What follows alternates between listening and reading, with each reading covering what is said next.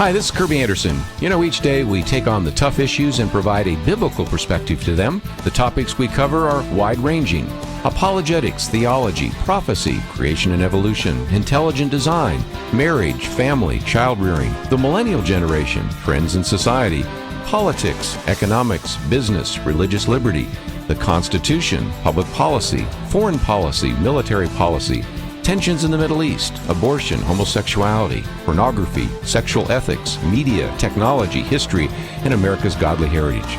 We talk about anything that affects your faith, your family, or your freedom. So don't go anywhere, because Point of View starts right now.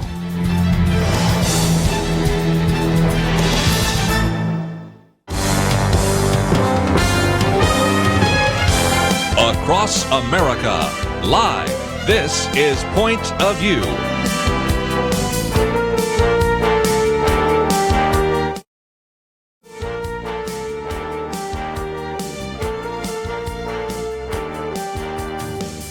And now, Kerby Anderson. Thank you for joining me today here on Point of View. We're going to be spending some time today featuring a ministry that you need to know about, and it's one of the many ministries that is part of the Hope Center. And if you've been listening to this program any length of time, you know that we bring in Sue Bailey to talk about what is happening at the Hope Center. She's Chief Development Officer, a friend that I've known for decades. We won't say how many, but it's been a lot. Let's not add that up. We have known each other for a long time, just a very good friend. And the Hope Center is a place where we have, 43? 43 ministries, and we're going to feature one of those today. Yes. And just before we get into featuring that ministry, let's give people an update, because one of the people that sits in this chair and sometimes sits in that chair is Colonel Alan West, and there's an event coming up real soon. Yes, right? Actually, it's next week, so mark your calendars. It will be December 13th, Thursday, 11 to 1:30. We will be featuring Lieutenant Colonel Alan West in our lobby, signing, personalizing his recent book. And the book will be discounted from what its retail cost is. So it's $20, makes a fabulous Christmas gift.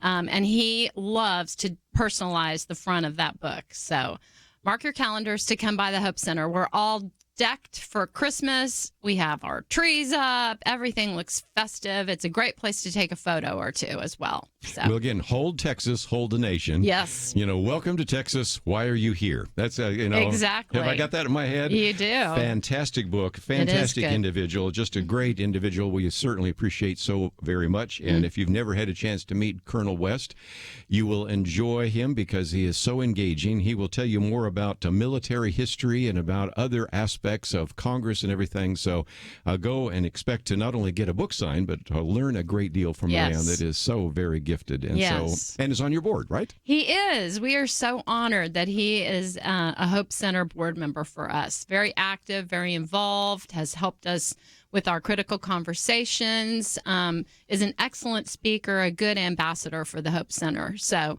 we are so thrilled to feature him for this book signing. We are going to talk today about a ministry called LifeMark, and we have a couple of people in studio. By the way, you can watch on Facebook Live or also, of course, on our live feed today. And Mark Schupbach is a businessman who has been involved in church ministry for many years as well.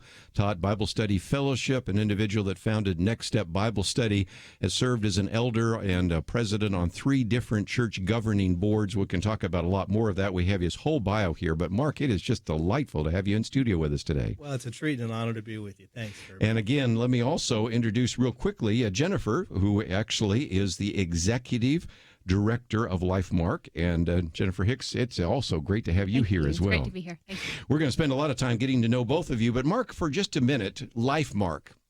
We have a link to your website here, and one of the things we point people to is that opening video, which I encourage people, first of all, to watch, and then click that share button and put it on their Facebook page so they can educate some other people about that. But in there, you explain the concept of LifeMark, but explain it for our listener audience right now. Well, it comes out of my own personal experience of being a young businessman and getting into the conflicts in life and conflicts in business, and how do you make decisions and really what is truth to you. So I grew up always in the church and very active in the church. My whole family was, but never really in the Bible.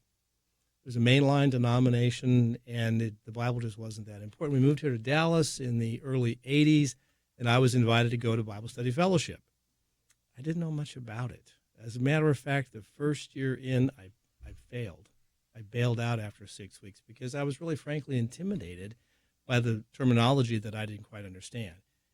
That year passed, and I realized I really need to be in this. I don't know why, but I just knew. I got in again, became a discussion leader a couple years later, and then became the leader of a men's group here in town, the teaching leader for 9 years doing that, where we had 600 men each week that would get together and study God's Word. And everything changed. Mm-hmm. And what I found out is this just wasn't my story. This was a common story, at least for all these men that I knew. Very and true. Also for women. Yes. That they'd been in church, but they hadn't been in the Bible. And so it started welling up in me that we really need to spend more time. This isn't about studying for information, but for transformation. Right. And how we can be changed by the power of the Spirit working through us in God's Word. And after 9 years of being a teaching leader, then I thought, I want to do something a little different. And so Bible Study Fellowship's a great ministry, but there were some things that we wanted to do just different than that. Right. And we started Next Step Bible Study in 2003. It was supposed to be after you do CBS and BSF and other studies, kind of where do you go next? This was going to be heavy application based. Excellent. Which is we always are answering the question in every one of our lessons and talks, so what? Now that we know this, what difference should it make in our lives? And so we focused on the applications in everything we do. And we began doing yearly studies of different books and working our way through. And now it's morphed in 2010. We increased the size of the envelope to become LifeMark. And that mark is not me. It is your LifeMark. It's like a watermark. Right. What is your mark in your life? What is your eternal mark? What difference will you make in this life? We believe that nobody's here by accident. We're all here for a purpose. Discovering and finding our purpose is critical, but most of us are so confused just with life.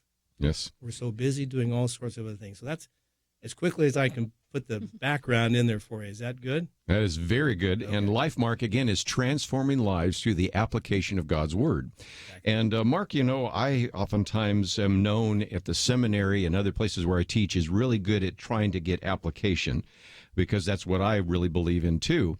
And yet I'll be the first to admit, I've finished listening to sermons by some great preachers sometimes, even in my own church, and I'll walk out and I'll say, just a great message, but I have not a clue as to how to apply it. And I know you're all about putting shoe leather to God's Word, aren't you? Oh, well said. Yeah, we are. It's interesting. We're in a traditional Bible study format for years. You have a book where we have our workbook questions, and people during the week would do them, and they'd gather in one place on one night, typically, and break up into small groups of roughly 15 people, go over the questions, and then come back and hear someone like me do a talk. 2 years ago, because the traffic here in town and congestion, it was getting harder and harder for people to get together. So we decentralized our approach. Mm-hmm. And now we have 16 different groups here in the Dallas area that meet on their own at different times throughout the week. I still do a talk, but it's sent to them via video. They get together, they do it on their own, they get together in small groups, and after their discussion, they watch my 12 to 15-minute talk each week. So because of that, we're over 200 people now. Plus, we have other people in other states that can do it, an online version. But what I want to get to here in telling you this, our current study that we're doing is on the Holy Spirit. In all the years I've been in Bible study, I've never been in a study on the Holy Spirit. So we wrote one. I can't tell you the incredible feedback that we're getting from people with this study. Yes. It's amazing. We're going to take a break, and when we come back, Jennifer, I want to talk to you about the women, because in some respects, the men oftentimes are at work, and they aren't necessarily real good at Bible study. So you'd think, well, the women are doing a little better, but I think we're going to find out that there may be a little need for Bible teaching there as well. But let me just also encourage you as we go to the break to go to the website for LifeMark. You're going to find out more. We're going to be talking about these weekly devotionals, some of the speakers, the Bible studies, which, of course, Jennifer leads as well as a daily Bible reading plan and much more. And this connects up very much with some of the conversation we had yesterday with Roy Peterson of American Bible Society. We need to really know a lot more about God's Word. That's what LifeMark's all about. We'll be right back.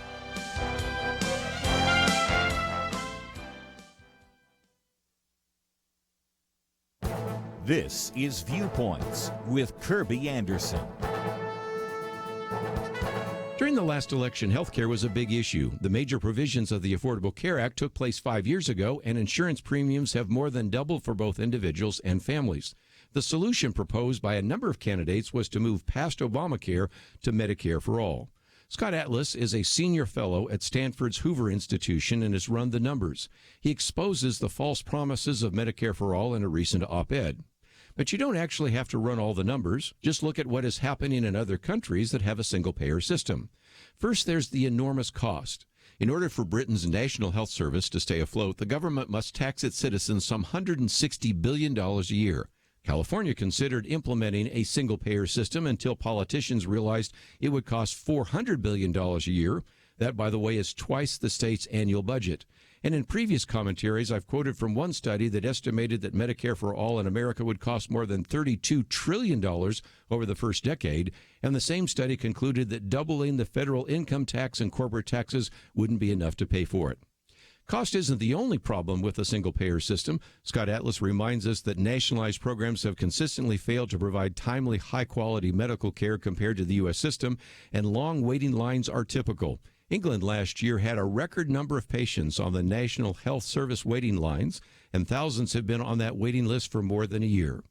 Medicare for All has been a nice slogan, but the enormous cost and the inevitable reduction in timely health care are just a few reasons to reject this false promise. I'm Kerby Anderson, and that's my point of view.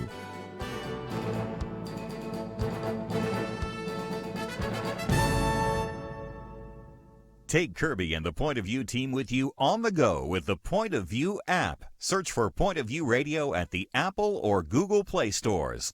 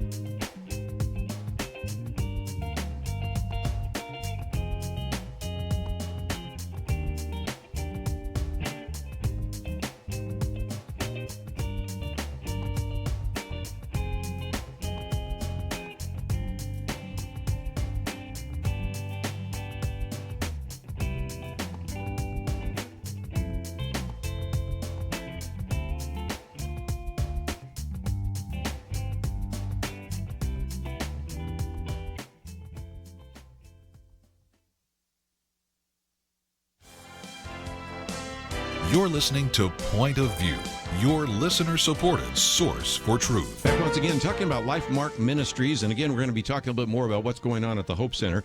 But Jennifer Hicks, let me come to you for just a few minutes, because I know that one of the wonderful opportunities for so many people, if they are men or women, although I see primarily women, coming to hear you speak is right there at the Hope Center. So talk a little bit more about this Bible study that you actually are part of. We, as Mark talked about, the Fire Up Bible study, with our new study on the Holy Spirit, and we have a women's group on Wednesdays that meets at the Hope Center, which is a wonderful, wonderful place. It's a huge blessing to have that available. So we meet there every Wednesday and dive into learning more about the Holy Spirit. Now, what you find is that you would assume that people that have been going to church for decades, that they would know a lot about the Bible. And yet I suspect you're finding, even among women who oftentimes seem to know a little bit more about the Bible than men, because sometimes they have a little more time and they're much more motivated. And the women's groups are always better than the men's groups at almost every church. But nevertheless, you still recognize that that is a real need, just like Mark was talking about, isn't it? Yes, absolutely. Absolutely. I have been very, very blessed with a rich teaching history. I've sat under every pastor my whole life has been DTS trained, and just really, really, and I didn't know, quite honestly, until I got more out there that wasn't the normal case. Yes. that was such a blessing and such a gift. And so it's been a joy to watch women find themselves in the Bible, to discover that it's living, to discover that it applies to what they're struggling with. Women so often fall into the traps of they're comparing themselves. They don't live up to what they want to be. They've got all these ideals ahead of them, and they don't realize that God loves them right where they are. And when they start discovering the joys of the Bible, it makes all the difference in their life. So it's fun to see.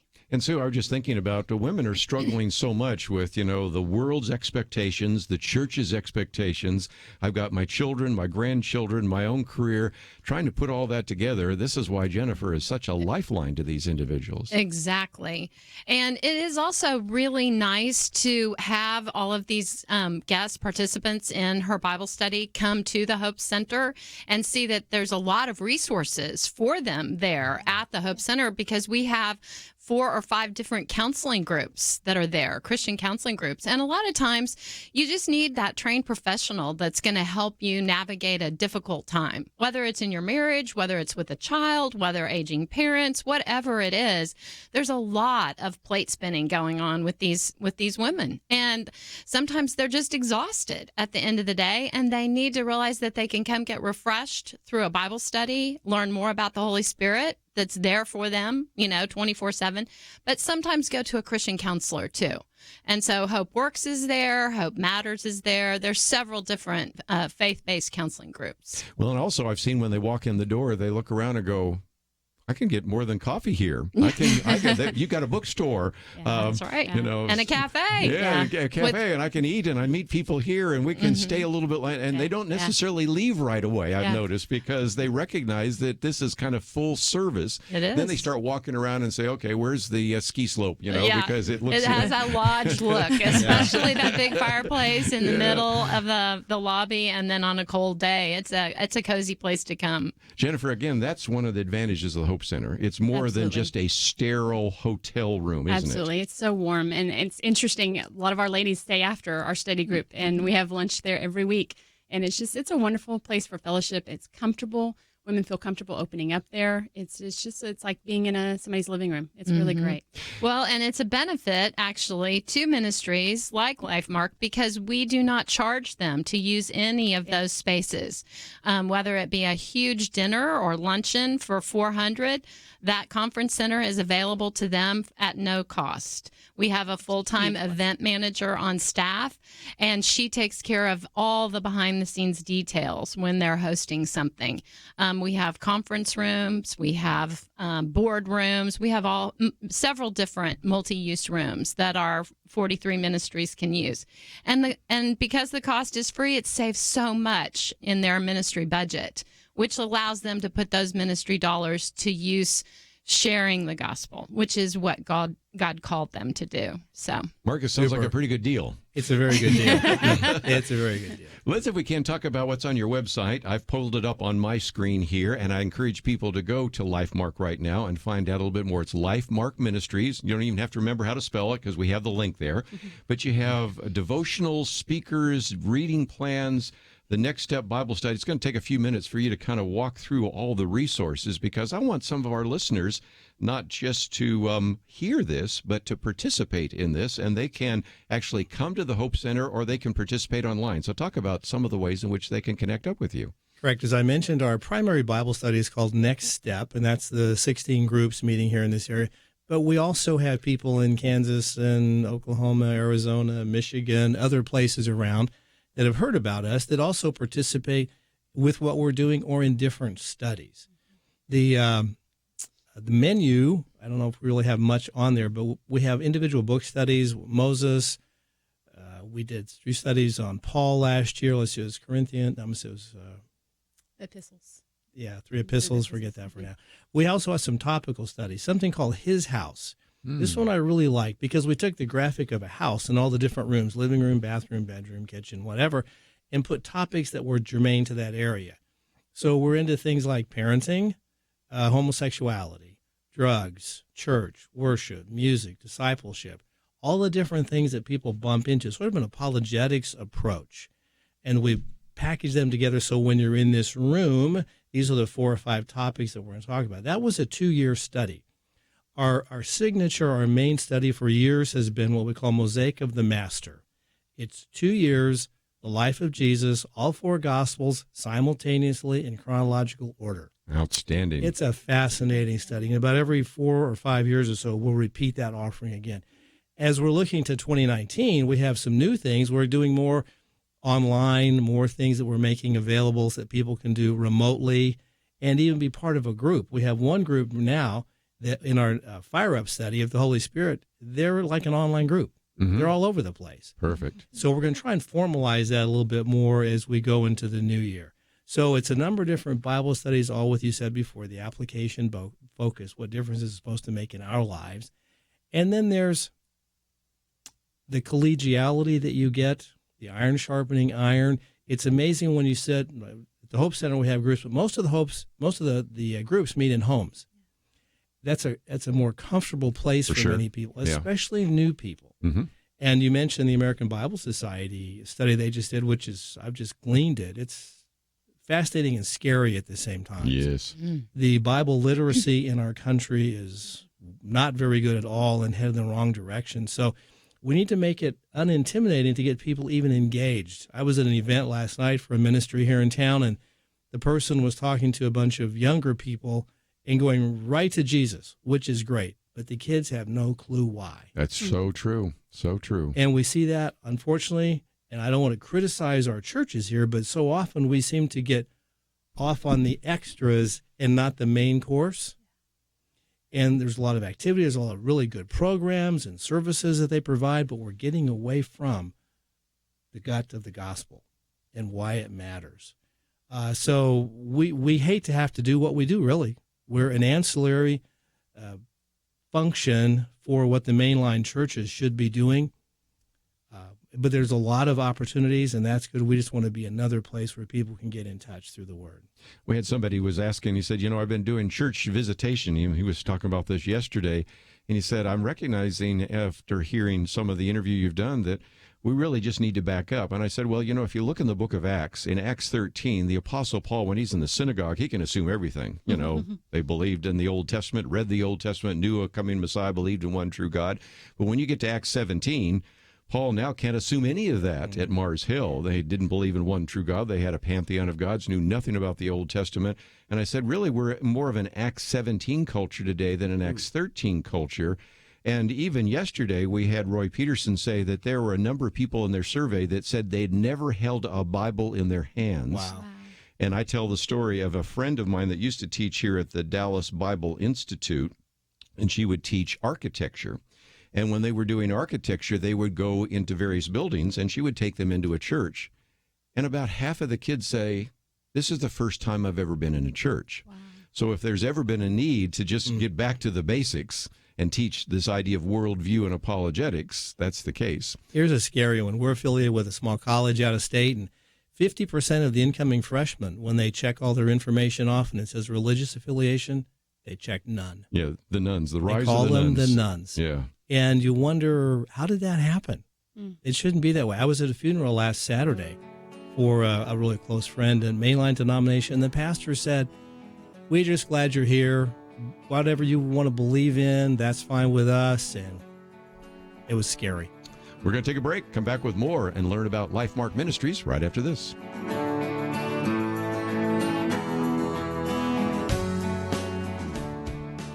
It wasn't long ago, it seemed, every official decision brought religious liberty and our ability to live as faithful Christians into question. Some of us wondered how long it would be before we were literally forced to choose between obeying God or men. That pressure seems to have subsided just a bit, and now is the time not to take a breath, but to work as hard as we can for the future of our nation. Thanks to you, Point of View is doing just that. And our special thanks to those who have become members of Truth Team 360. In football, 22 guys battle it out on the field while 40 or 60,000 watch in the stands and perhaps hundreds of thousands more watch on television. We need a special few to get out of the seats and into the game.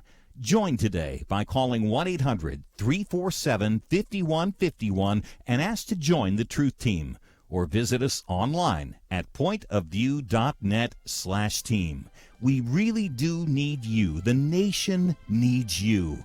800-347-5151 and pointofview.net/team. Point of View will continue after this.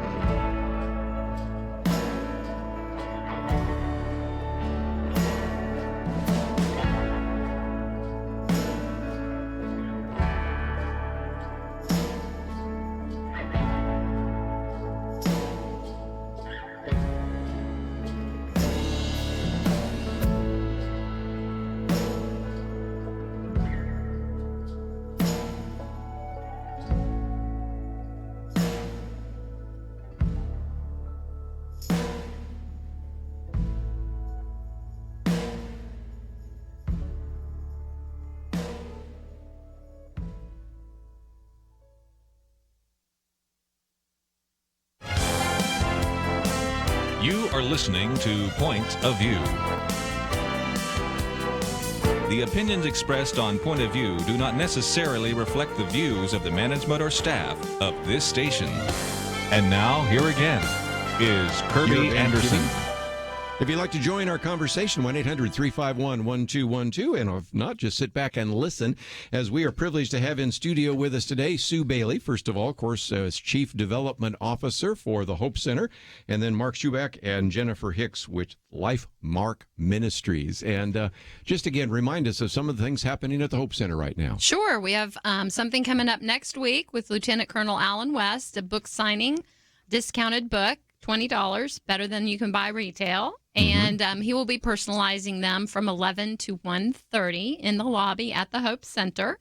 And then February 26th, that's a Tuesday, the last Tuesday of February, we will be having another critical conversation. Our first for 2019 will focus on human and sexual trafficking. Now, a lot of people probably think, well, that's not really a problem that I'm terribly interested in, but you should be, because Dallas is in the top 5 of this problem of sex trafficking in particular. And so we are honored to have Dr. Vanessa Boucher. She is a professor at TCU, and she is noted for this work in not just our community, but nationwide. And so she will share her wisdom, her knowledge, and she will give you the facts and the details of why, as a Christian community, we need to be aware of this problem, educated on it, and helping to solve it. She was on Channel 8 just the other day in an interview, and if that name sounds familiar, Noel Boucher has sat in that chair many a time with Pure Hope, and they, of course, are married and have known each other since, like grade school or something like that. I mean, so again, that's just a great opportunity as well.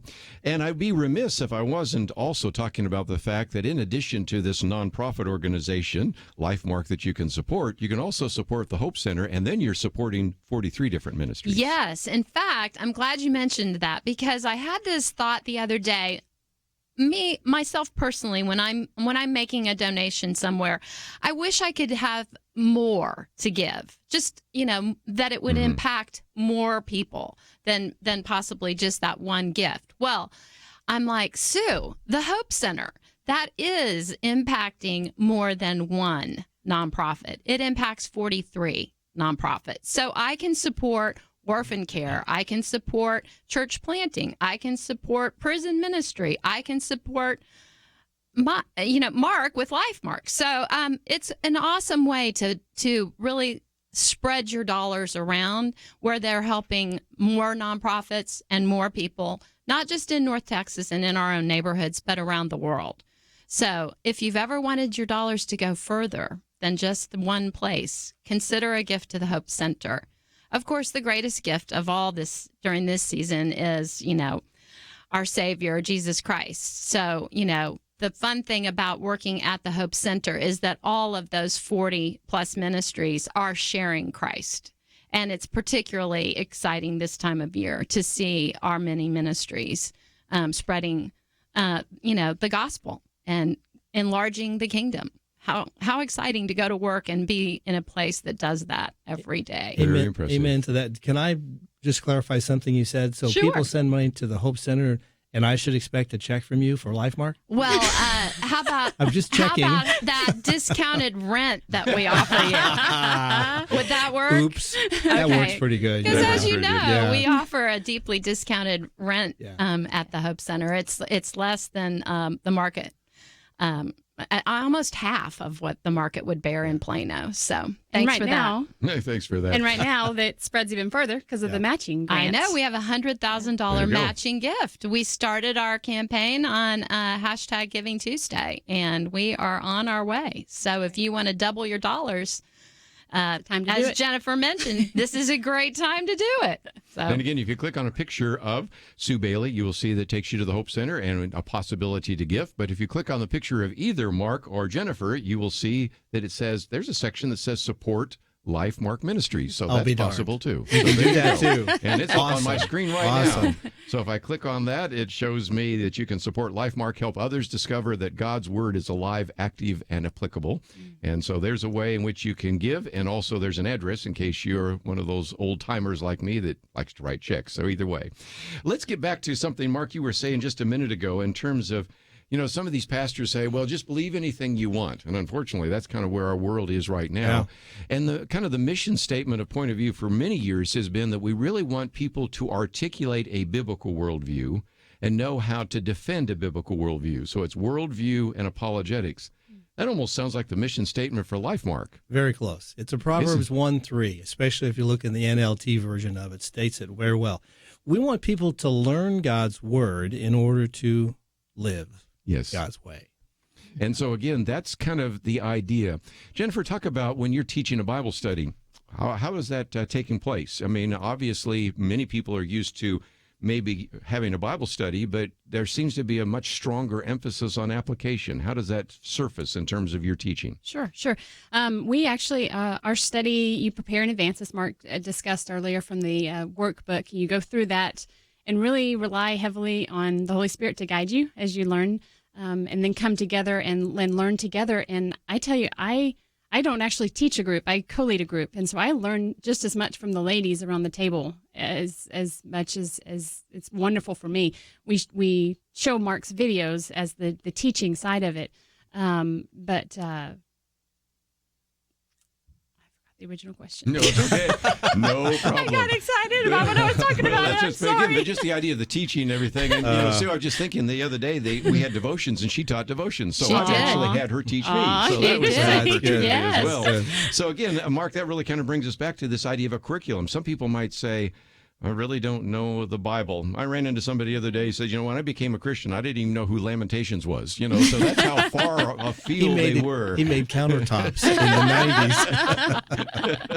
90s. We had O.S. Hawkins in here, and he said, when somebody gave him a Bible when he was a teenager, he'd never seen a Bible, and it had a scripture verse there, and he figured out that the first number must have been the chapter, and the second number must have been the verse. And so he eventually figured out how to look up the verse that somebody had described in the front of the Bible. So you run into some people like that are really that far away from that. Or when, as you said, they fill out the survey, they put down none of the above, no preference, right?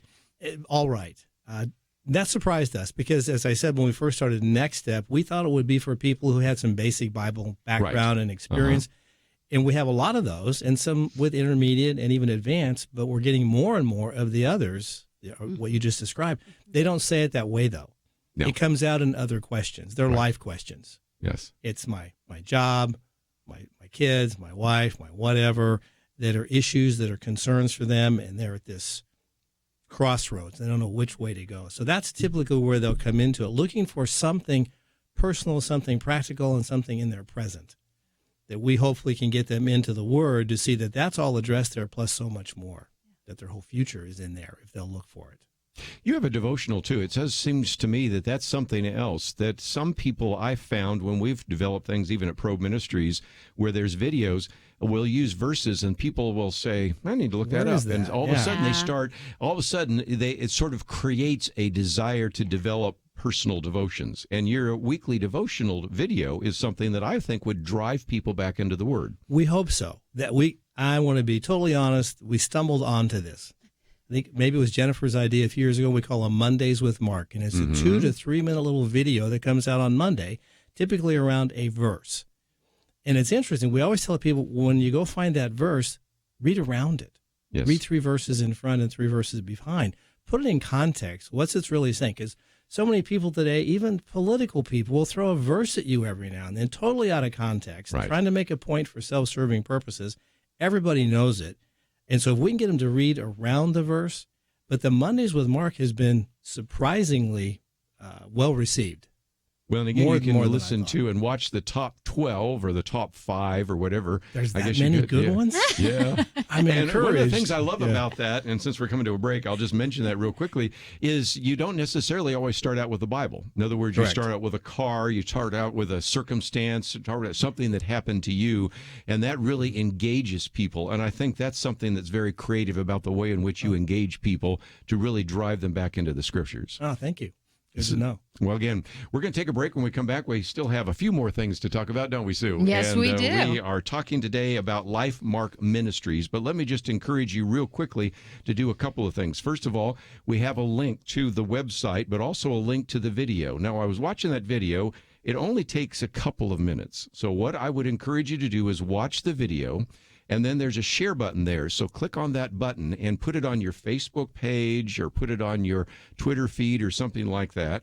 And that will expose some other people to what's taking place. And there's some great graphics in there. And then there's also a chance for you to hear Mark talk a little bit. And that will be an opportunity. Or you may want to take one of those videos, those devotional videos, and post those as well. And so you can kind of maximize the information we're communicating to you today. Let's take a break, though. We have a lot more to cover. We'll do that right after these important messages.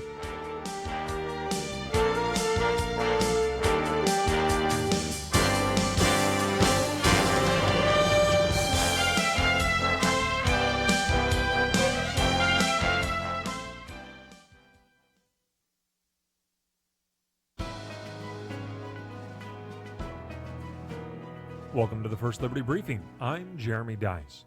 Back in 2012, as the Mount Vernon City Council officially gavelled in their monthly meeting, someone offered a prayer. That's not terribly out of the ordinary, but something was different this time. This prayer took place at 7:28. The meeting officially started at 7:30. Everyone noticed the change. You see, the city council had received a complaint from a local atheist questioning and disparaging the practice. He even told the local press, quote, "Having a prayer of any faith creates an atmosphere of exclusion," unquote. In response, the council took the prayer off the agenda and moved it ahead 2 minutes before official business began. No one was satisfied. To the atheist, it was still exclusionary. To the rest, it was one more capitulation of driving religion from the public square. The uproar was so great that the city council was compelled to pass a resolution restoring the prayer to the agenda. Well, the whole thing was avoidable. City councils have been opening their official business with prayer since our country's beginning. The Supreme Court has repeatedly affirmed this tradition, most recently explaining in Grease v. Galloway that legislative prayer is, quote, meant to lend gravity to the occasion and reflect values long part of the nation's heritage, unquote. In other words, cities opening their meetings with prayer are part of who we are as a country. To learn how First Liberty is protecting religious liberty for all Americans, visit firstliberty.org.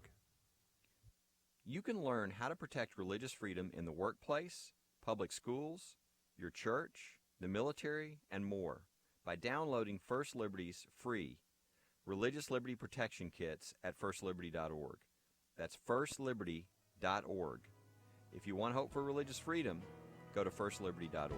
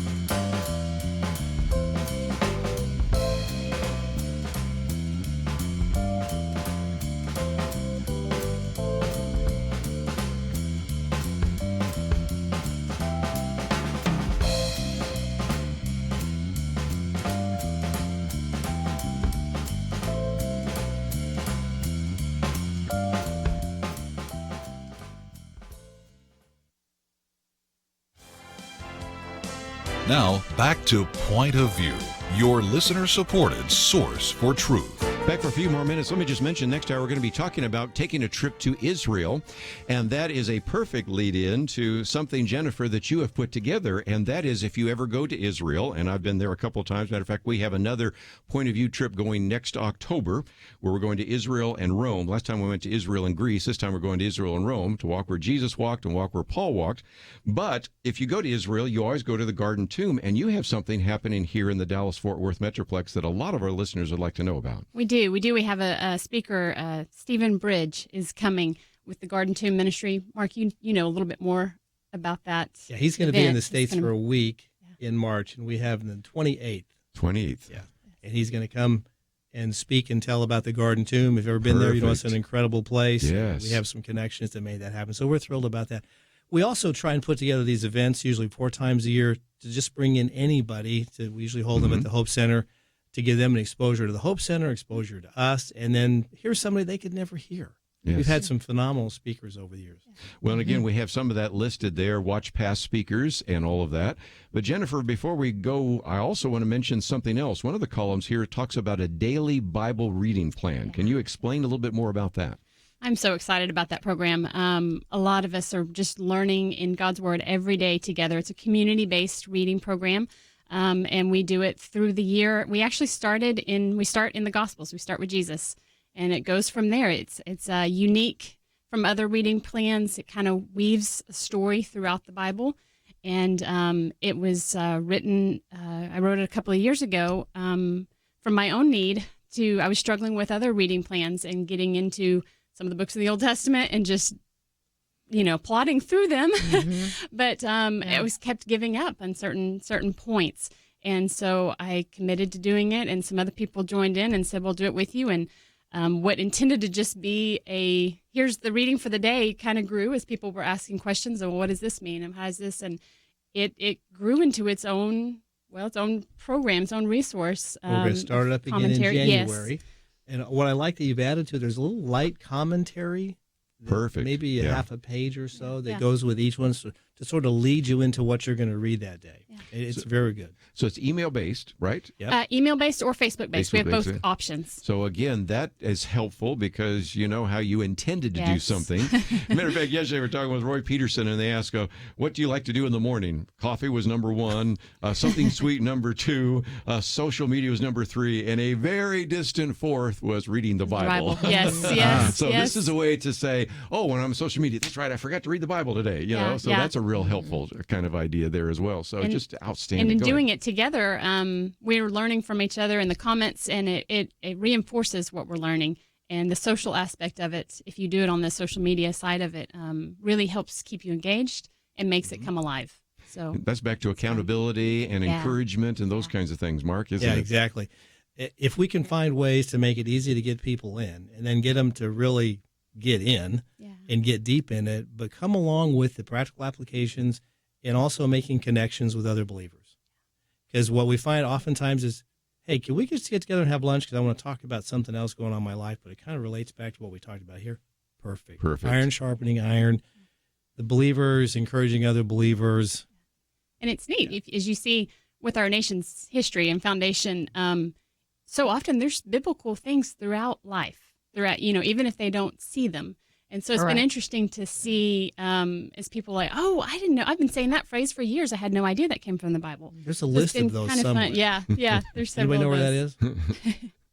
Popular sayings? Yes, yeah. For sure. So it's been neat to see.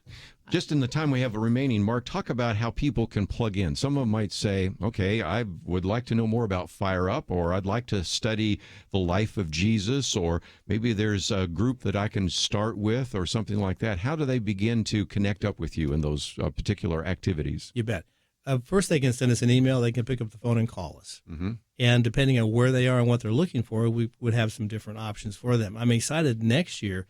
We're going to take more of our studies that we've done in the past, like I mentioned, the His House, and break it down. Rather than being a 2-year study, we're going to have maybe 10 6-week studies. Right. And package them in such a way that if you're in Wisconsin or Alabama or somewhere, you could have your own group in your home or do them on your own. We'll still have videos that go with them and make it easier for people to get together where it's convenient for them. It seems to me, too, that we're coming to January, and I know right now there's some listeners that are small group leaders, they're Bible fellowship leaders, they're Sunday school leaders, maybe even pastors saying, you might have something I could use in my already existing structure. Can they also take advantage of this? Absolutely. They have a basic level, a mid-level, and a little upper level. The basic stuff would be like Mondays with Mark, something real simple. Mm-hmm. And then with the mid-level, we have a book we did years ago called Your Purpose Puzzle, helping you find why you're here and how God has brought you where you are to help you see where you're supposed to go. And then we have the formal studies. So there's a lot of different ways that we can get involved with them and provide some resources for them.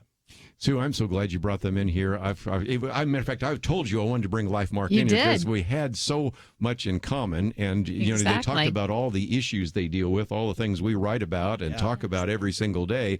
That's one of the reasons we wanted people to know more about that. But talk one more time about a way in which people can participate, because even with this idea of the Hope Center, there are people right now that said, I've never even been to that. Can you give them a tour if they come? I would love to give them a tour. Thank you, Kerby. Yes, the Hope Center is just right off of George Bush at Custer. It's a 185,000 square foot building, 9 acres of land. You really can't miss it. It has the Hope Center right up on the side of it. And all you have to do is go on our website and shoot us an email, and we would love to give you a tour. The interesting thing about our website, I'll just mention real fast, is if you need a nonprofit, all you have to do is remember the Hope Center, and you can get to every nonprofit that's in the building through our website. So you just go to nonprofits. It's up at the top on a bar and hit it. All 43 are there. You click the one you want, if it's Fellowship of Christian Athletes or LifeMark or I'm Second or whatever, that'll take you straight to their website so you can get more information at that time. We want to be helpful to people. There's also a job link that's posted on that website, on the Hope Center website. So if any of our nonprofits or any faith-based nonprofit in the community is needing to post a job description, that is one place that you would definitely want to consider looking if you're wanting a job. Possibly, the new year is a good time to come and work in one of our nonprofits. And those jobs are all posted on there. It's called Job Link. That's right. So we've got intern opportunities, volunteer opportunities, and so much more. We do. Jennifer, if some of the women listening right now say, I'd like to go to your Bible study, when is it and how do they get involved? Or We can would they love show to up? have them join. We would love to have them join. Just if they will go to our website, send us an email, any of those kinds of things, we'll give them the specifics on it. But yes, it's open, and we would love to have people join us, and they can prepare the lesson, and we'll get them set up. We start back in January, so we'll be on break for Christmas. But January is a great time to start back into the study and jump in on people that have been in study for 40 years. They're saying, I've never knew this about the Holy Spirit. I had no idea, the power and the impact, and we're seeing the excitement in our groups as people are living that out. So. And Mark, as you pointed out, January is a good time if you're going to think about the curriculum or the small group or the Bible study that you're going to do. You can go to LifeMark and find out a little bit more, can't they? Love to talk to people about it. Well, again, it's been great to have everybody in studio. And Sue, just keep bringing them. We enjoy every one of these individuals in the Hope Center, and I don't think we're going to run out anytime soon. No, I think we can stay pretty busy. Yes. So thank you, Kerby, for extending Thank you very an much. invitation Absolutely. to us. Pleasure to We're be very grateful. Again, if you want to know more about LifeMark, you can simply go to our website, pointofview.net. You want to know about the Hope Center, you can go to the Hope Center or go to Point of View, and all of that is available on our website. When we come back, we're going to talk about going to Israel, especially college students, how we could get them over there so that they could actually see the Holy Land before they actually get really busy as adults. We'll be right back. Why should you become a partner with Point of View Radio? Because for decades, this team has made a significant difference in lives and communities across the nation. Because America is dying for lack of biblical wisdom about life and culture. You should give because your gift will make possible cutting-edge information on issues that matter, information you won't hear anywhere else. Why? Because your gift will change lives, because you'll influence our culture with biblical truth, and because you can make a difference for the future. Our nation needs a truth team very badly. Support Point of View Radio today at pointofview.net. Click on Join the Truth Team and choose your level of support. Pointofview.net or call 800-347-5151. 800-347-5151.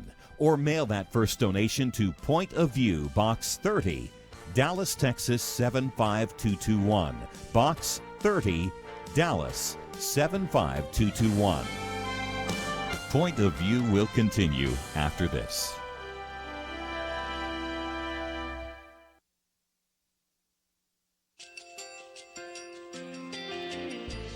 I just want to thank you so much for all the wonderful programming you have.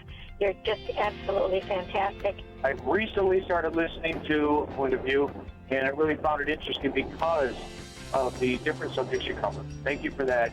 I really appreciate everything that you do in keeping us informed. Thank you, Kerby, for everything that you have been doing. I appreciate all the work that you're doing, advocating for the Word of God. Thank you so much. Point of View, I think, is absolutely necessary because it's a Christian perspective, a biblical worldview perspective, and receive very current, up-to-date information about what is really going on, week to week in our culture, which is changing so rapidly, and yet it's morally sliding backwards. Yeah, I'm just, first of all, I thank you guys. Y'all's program is wonderful, and enjoy it every day. I learn so much every time I listen to it. Point of View Radio Talk Show.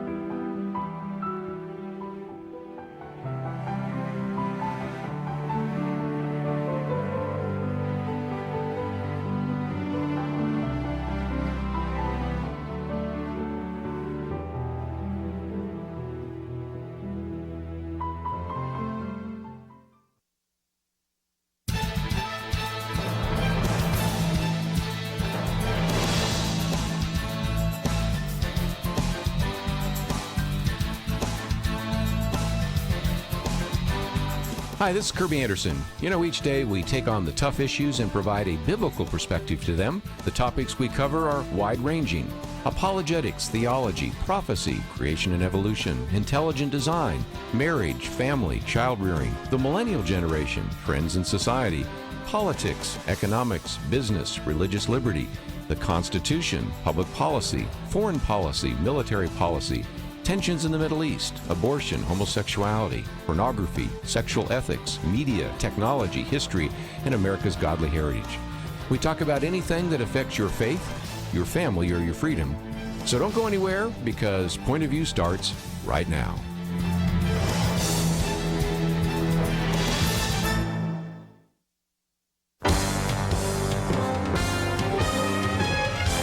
Across America, live. This is Point of View.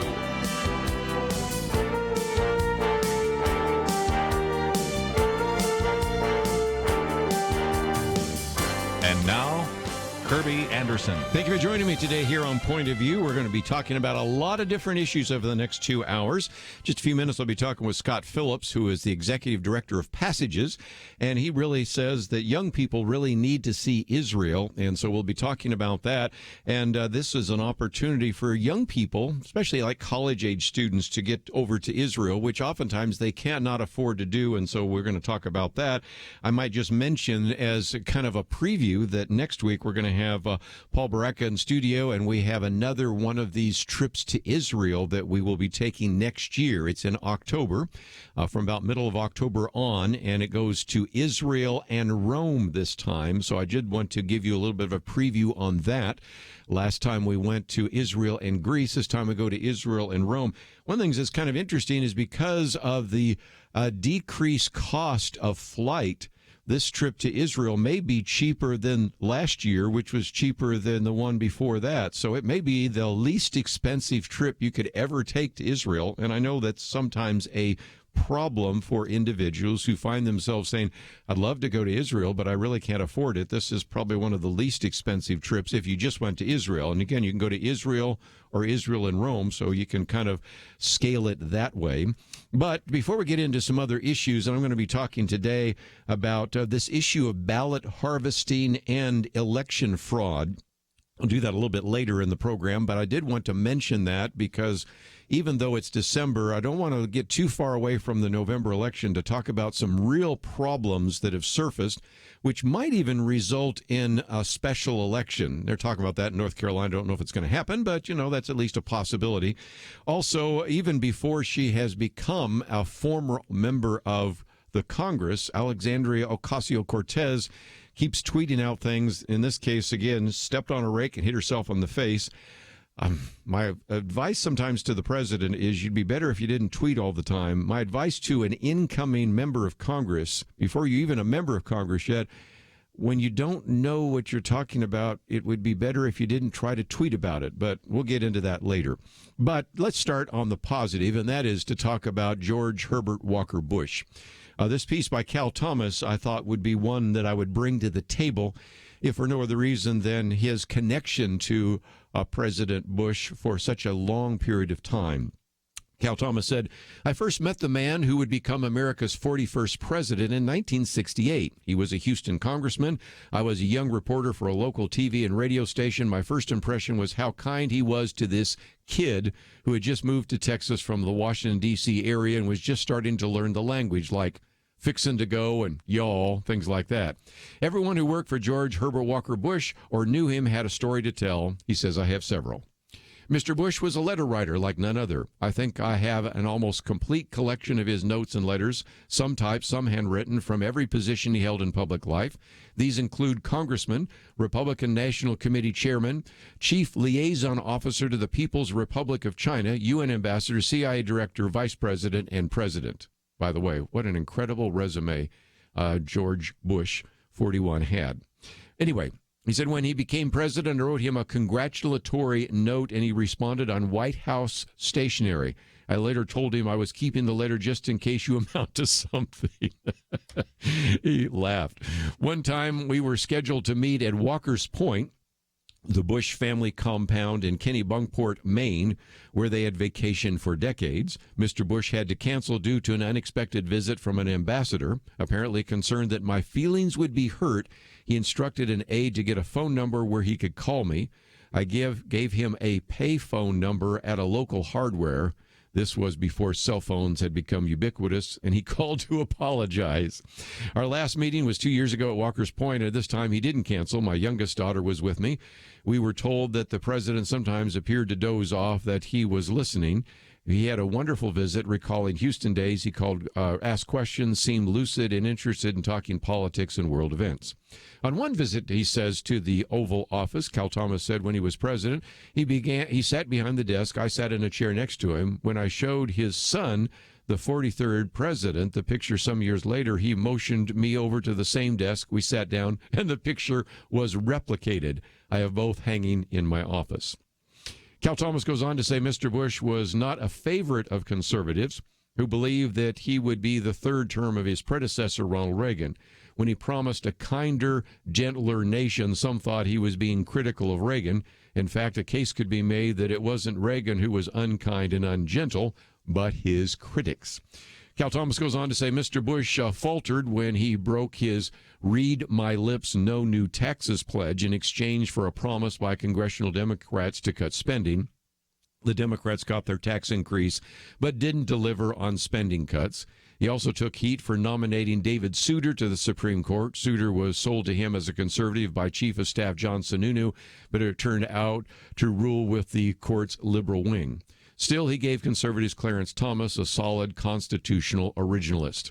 Cal Thomas goes on to say, as president, Mr. Bush brought just the right attitude to the collapse of the Soviet Union, warning Americans that they should not engage in triumphalism over the collapse of the communist regime, many celebrated anyway, and the end of the Cold War because of the uncertainty of what might follow. He also ordered the military to oust Saddam Hussein's forces after they invaded Kuwait, a highly successful operation. Cal Thomas says that any epitaph on the life of George Herbert Walker Bush must include at least three words: character, honor, and integrity. From his service in World War II to his political career and post-presidency, not to mention his faithfulness to Barbara, his wife of 73 years. Perhaps one of the reasons he seems so attractive is his contrast with the current bitter and corrosive political climate. We're not likely to see his kind again, but we will have his memory an example to recall when considering the definition of the word gentleman. Cal Thomas, great job. Need to get Cal on again just to thank him for some of the commentaries he has written. And so that is certainly the case. Let's give credit where credit is due. The USA Today called him a great American, a class act, and an underrated president. You think? They said, though George Herbert Walker Bush's presidency ended just a quarter century ago, it seems like a different era altogether. He personified a time when Democrats and Republicans could work together and when careful international diplomacy was not scorned as a sign of weakness. Last year, a C-SPAN survey of historians ranked Bush, who died Friday at age 94, as 20th of 44 presidents considered. A survey of political scientists this year ranked him 17th. Though most polls put him atop a list of presidents turned out of office by the voters, they might be a little low for a president who looks better and better each year. They have a list here of some of the presidents that only served one term: William Taft, Grover Cleveland, Gerald Ford, Jimmy Carter, Benjamin Harrison, Herbert Hoover. And compared to all of them, he did better, but I think he may end up even better than 17th when all is said and done.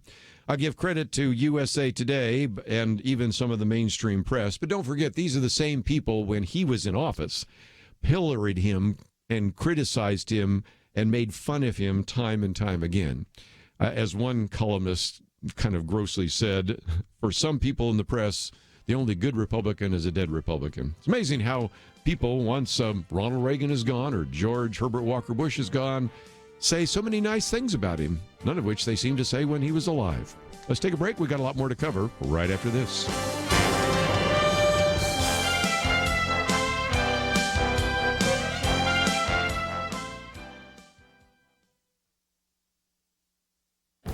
This is Viewpoints with Kerby Anderson. The pay gap between men and women has been the source of economic discussion and political debate for decades. Progressives claim that the gender pay gap is due to sexism and requires government intervention. Others argue that the difference has more to do with the priorities of women in the workforce and choices they make. The Wall Street Journal recently summarized a study done by Harvard economist of the Massachusetts Bay Transportation Authority. It provided a perfect test case since it is a union shop with uniform hourly wages in which women and men adhere to the same rules and thus enjoy the same benefits. Workers are promoted based on seniority, not performance. Men and women have the same options for scheduling, routes, vacation, and overtime. The rules and regulations made it nearly impossible for bias, sexism, or preferential treatment to affect pay. Even at the Transportation Authority, female bus and train operators earned less than men. In order to explain why, the professors looked at time cards and scheduling and compared it to such factors as sex, age, seniority, and tenure. They found that male bus and train operators worked about 83% more overtime hours than their female colleagues. They were also more than twice as likely to accept an overtime shift on short notice. Since the agency pays time and a half for overtime, this obviously affected earnings. The economists also found that female bus and train operators were much more likely to take routes that wouldn't require them to work nights, weekends, and holidays. That is why they concluded that women, especially single women with children, value both time and the ability to avoid unplanned work much more than men. I think that's the best explanation for the gender pay gap. I'm Kerby Anderson, and that's my point of view. Take Kerby and the Point of View team with you on the go with the Point of View app. Search for Point of View Radio at the Apple or Google Play stores.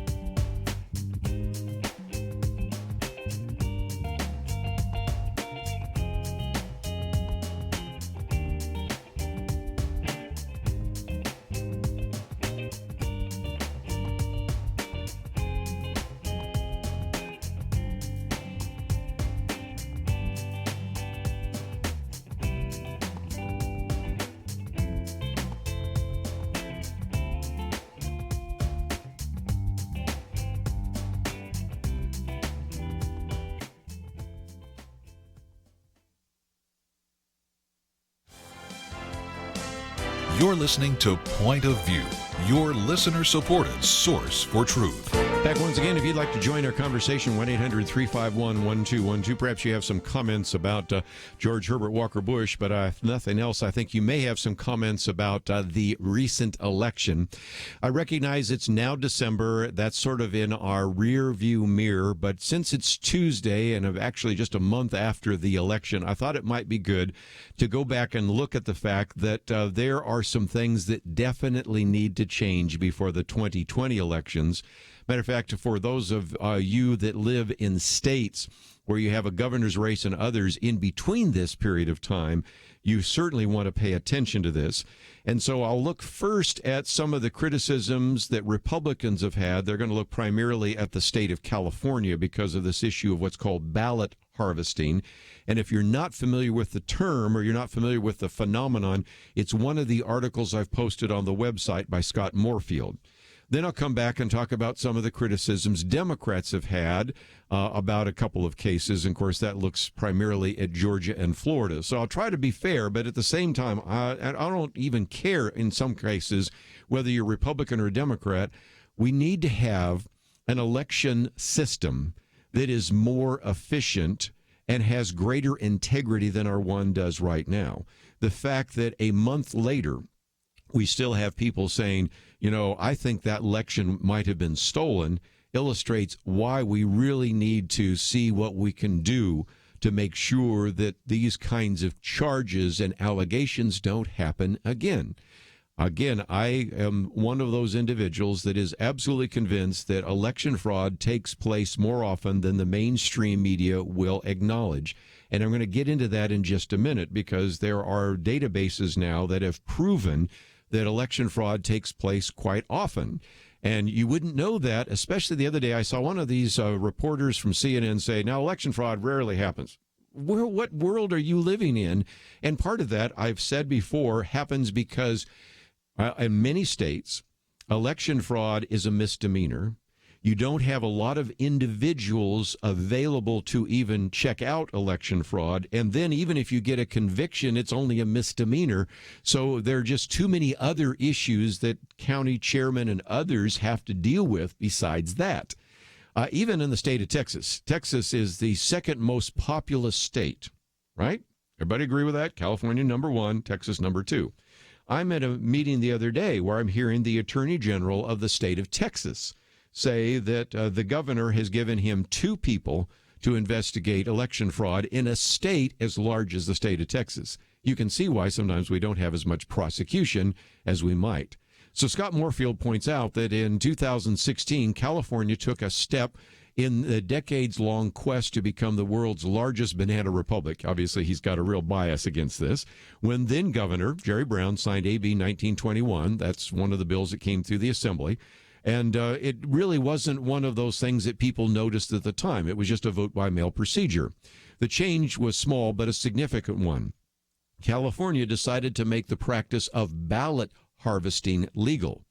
Thus, instead of only relatives or those living in the same household being allowed to legally collect and turn in absentee ballots for voters, as was previously the law, any third party can do it, including activist groups, Democratic operatives, or street corner panhandlers. And as a service to voters, he says, don't you know? Seriously, what could possibly go wrong with that? Well, the answer is not much, not if you're a Democrat, that is. He says figuring out new and creative ways to steal elections being their specialty and all, Democrats knew what they were doing. And even a few conservatives saw this bill's consequences coming from a while away. You had various individuals writing, for example, that AB 1921 would allow anybody to walk into an elections office, hand over truckloads of vote-by-mail envelopes with ballots inside, no questions asked, no verified records kept. It amounts to an open invitation, this was somebody who was writing years ago, to large-scale vote buying, voter coercion, granny farming, and automated forgery. And so this was the concern surfaced a couple of years ago. Okay, so Scott Moorfield points out, as the polls closed on Election Day, no less than 6 California Republican House candidates, including Representative Dana Rohrabacher, Steve Knight, and Mimi Walters, were ahead in their respective races, some comfortably enough to declare victory and move on with their plans for the next congressional term. However, as absentee and provisional ballot results rolled in over the next few days and weeks, the vast majority of which predictably favored Democrats, their Democratic opponents managed to find enough votes to snatch victory from the jaws of defeat. In Orange County alone, 250,000 such ballots were collected, resulting in a total Democratic sweep, according to the San Francisco Chronicle. The statewide results drew even the attention of some of those individuals who aren't necessarily likely to point this out, one of which is House Speaker Paul Ryan, who said in an interview in the Washington Post at a live event, "California just defies logic to me. We were only down 26 seats the night of the election, and 3 weeks later we lost basically every California contested race. The election system they have, I can't even begin to understand what ballot harvesting is," he says. And so again, here Scott Moorfield tries to explain that. Because indeed what you have is a situation in which individuals simply show up. And so let's see if we can talk about this. Consider, for example, one of the interviews that was done with a person identified as Lulu, trying to harvest what she thought was Democratic voters' ballot in Representative Knight's district. It's a new service, Lulu told the skeptical lady, like people who are supporting the Democratic Party. And so as a result, the San Francisco Chronicle reported this. So now I'm quoting from the Chronicle. "We beat Republicans on the ground fair and square," they said, "because these efforts involved identifying voters who might support Democratic candidates and ignoring those who wouldn't. In one Orange County household, for example, both husband and wife were longtime Republicans, and the Democratic volunteers came to the house 4 times, each time asking to speak only with their 18-year-old daughter a no party preference voter and asking if she wanted them to pick up her signed and completed ballot. And of course, you can see how they were focusing just on the Democratic votes, or at least the possible votes. Now, of course, some of the other situations that people have been talking about are situations in which individuals would maybe show up and actually see if they could help them fill out the ballot or simply bring in the ballot. And you can begin to see that there are all sorts of potential there for any kind of mischief. So this is simply something that was changed in terms of the law. It's questionable whether or not that law will be changed, since right now it benefited, in most cases, Democrats. And since you have basically a majority of Democrats in both the Assembly and in the House, and a Democrat that is the governor, that may not necessarily change. Which brings me to another piece, and this is by Jason Sneed. He said a disturbing trend is emerging from the political left. When the candidates do lose, rather than accept lawful defeat, they denounce the election itself. And so, for example, you have in Florida, the Democratic gubernatorial candidate Andrew Gillum walked back his election night concession, claiming that tens of thousands of votes have yet to be counted, and then told supporters that vote denied is justice denied. Of course, you have Hillary Clinton, meanwhile, describing the Georgia gubernatorial race as biased against Democrat Stacey Abrams, claiming that Abrams if she had a fair election, she already would have won. And then Sherrod Brown, an Ohio Democrat, announced that Abrams' apparent defeat was a sure sign that Republicans stole the election. And, of course, sure enough, when you had the final tally, it gave victory to the Republican there, Brian Kemp. Adams refused to concede, saying concession means to acknowledge an action is right, true, and proper. Instead, Abrams blamed defeat on Kemp's supposed suppression of the people's democratic right to vote. And, of course, I've seen some of the things taking place there as well. But if nothing else, you can see that there are claims coming from both sides about whether it's ballot harvesting or whether it's some kind of suppression of the vote. And in this particular article, it quotes from the Heritage Foundation alone, which has now what's called an election fraud database, in which you have 1,147 already proven instances of fraud. Several of these cases involve elections that were overturned because fraudulent ballots had been cast to alter the outcome. And so we're starting to see that if we're going to get any change, number one, we need to have more attorney generals and more county commissioners and others begin to prosecute voter fraud.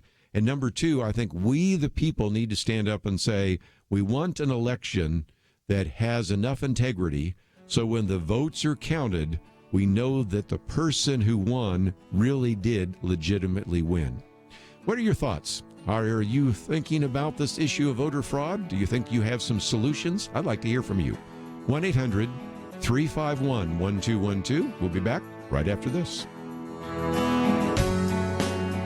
There is no more dangerous time than when things are going well. Remember Elijah on Mount Carmel? Fire came down. There was no doubt who was God, but what happened next? He went from amazing faith to a time of great fear and depression. Many Christians have been very thankful a certain Democratic candidate for president was not the one to nominate two replacements for the Supreme Court. But as with Elijah, times of great victory are also times of great danger. Moments like this are not the time to take it easy. This is not the time to let our guard down.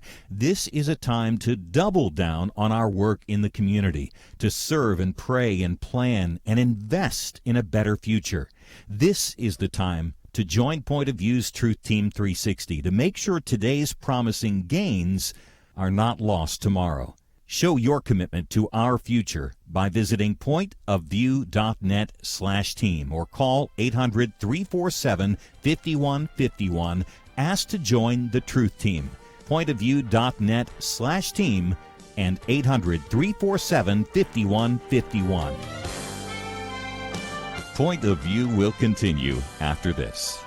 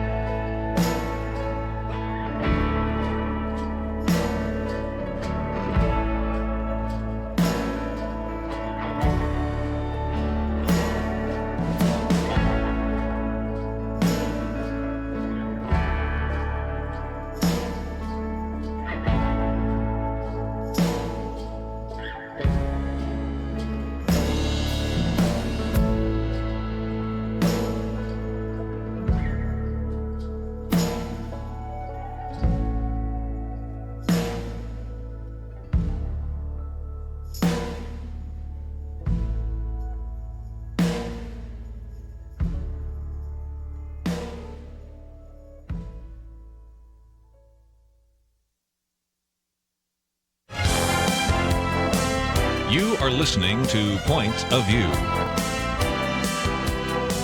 The opinions expressed on Point of View do not necessarily reflect the views of the management or staff of this station. And now, here again is Kerby Anderson. If you'd like to join our conversation, 1-800-351-1212. One of the articles we've posted here is on ballot harvesting, and I was also pointing out that whether you look at what's happened in California or some of the criticisms in Georgia and in Florida, and I'm going to come back to that in just a minute after I take a phone call, we have the Heritage Foundation, which has already put together a database of more than 1,000 proven incidents of fraud. And those go back a few years. But again, one of the reasons the Heritage Foundation has done that is it turns out that one of the individuals who works at the Heritage Foundation actually was the former chairman of the Federal Elections Commission, Hans von Spaskowski. And then you also have an individual that is closely associated with him, John Fund, who wrote a couple of books called Stealing Elections, kind of Stealing Elections Part 1. Then he revised it as a Part 2. I think he needs a Part 3 right now. Used to be with the Wall Street Journal, now is with National Review. So we have some documentation for that. And I do believe that anybody listening right now that's an elected official who says, well, we know there's election fraud, but we're not going to prosecute it because it just takes too much time and effort, please do so, because you just get individuals, people get away with saying there's no election fraud, and they can say that because there aren't that many people that have been prosecuted. Although, look at the state of Texas right now, the Attorney General's gotten real serious about that. Kansas looks like it has, and a few other places, but that's why we need to call for a better election system. But let's get some phone calls here, and let's go, first of all, to Bob in Georgia. What would you like to add to our conversation? Hey, how you doing there? I'm good. What's on your mind? Good. I just want to make a observation that this is my opinion. The liberal left, like Abrams, and just people that are evil, like Putin and that administration, they have one thing in common. It doesn't matter whether it's right or wrong. Their agenda is preeminent, and whatever they have to say or do, the ends justifies the means to try to accomplish that. They're not interested in what is right or wrong. They just want to do what they want to do, and it doesn't. Reason doesn't come into the picture. They're going to do what they want to do, and saying the election is anything at all to get it to try to make it happen. It doesn't matter if it's right or wrong. It's a general communist principle. So I just wanted to say that. Well, and again, speaking of the communist principle, and that is that there is a quote that has been attributed to Stalin, and it's surfaced in different forms, and people that have gone back have said he probably said something like this, but it shows up in different forms. It doesn't matter how many people vote, it's who you count the votes. And the implication is that even if I had a fair election, if I have a manipulated counting system, I can win. And a good example of that happened in 1948 with Lyndon Johnson when he ran for the Senate against, at that time, the Governor Coke Stevens. And it was obvious that he had lost, but then they were able to manufacture all sorts of votes, and he was able to win. And, of course, they came up with the name that they were using to joke about it called Landslide Lyndon. Well, that goes all the way back to 1948. So you can recognize that this isn't necessarily a new phenomenon. And then you can look at certainly the question about the 1960 presidential election. Were there too many votes that came out of Illinois to elect John F. Kennedy over Richard Nixon? And there were some that wanted Nixon to challenge it. But he said, I want to not have people lose faith in our electoral system. And we have various congressional and senatorial races. Of course, I've tended to use the example out of Minnesota, but you can use some examples out of congressional races out of California, Louisiana. I mean, there's a number of them that are pretty well documented. So the problem with that is that if you have a close election, then any kind of mischief, which is allowed by rules, regulations, laws, policies, then allow individuals to manipulate. And so Bob's making a very significant point.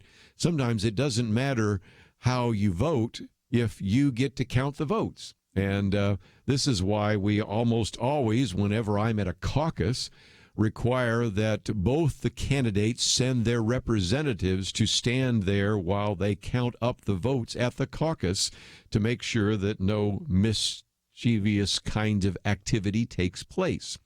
But we just have entirely too many places for mischief to take place. And going back to this article, I just point out that, again, the Heritage Foundation has a database with more than 1,000 different proven incidents of fraud, which I would have to say are the past ones. The ones that are being collected right now will add that number, and eventually we're going to be up to 1,500. And at the rate we're going, we're going to be at 2,000. And at what point you have to say, we do need to do something different. This is not working well. And so one of the things he says in this particular article, Jason Sneed, is that some people argue that there has been some kind of mischief, and he argues that the challenges that came in Florida and Georgia are more of that type. But there are others in which you actually do indeed have a situation in which some kind of election fraud has taken place. And so he says, winning a court case to invalidate an election on the basis of fraud requires gathering significant evidence and demonstrating, for example, that ballots were tampered with, that voters were bribed or coerced, or that election officials rigged the results. Convicting someone on criminal election fraud charges requires proof beyond a reasonable doubt. He says it's a high bar to meet, leagues beyond the reckless and unsubstantiated allegations erupting after Florida and the Georgia elections. And he says, consider the facts.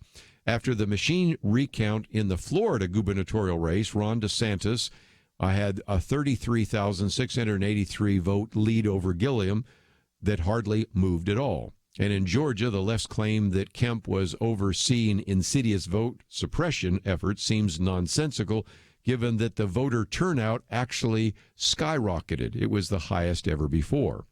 And according to 538.com, 55% of all eligible Georgia voters cast a ballot, which is 21 points higher than the state's 1982 to 2014 average.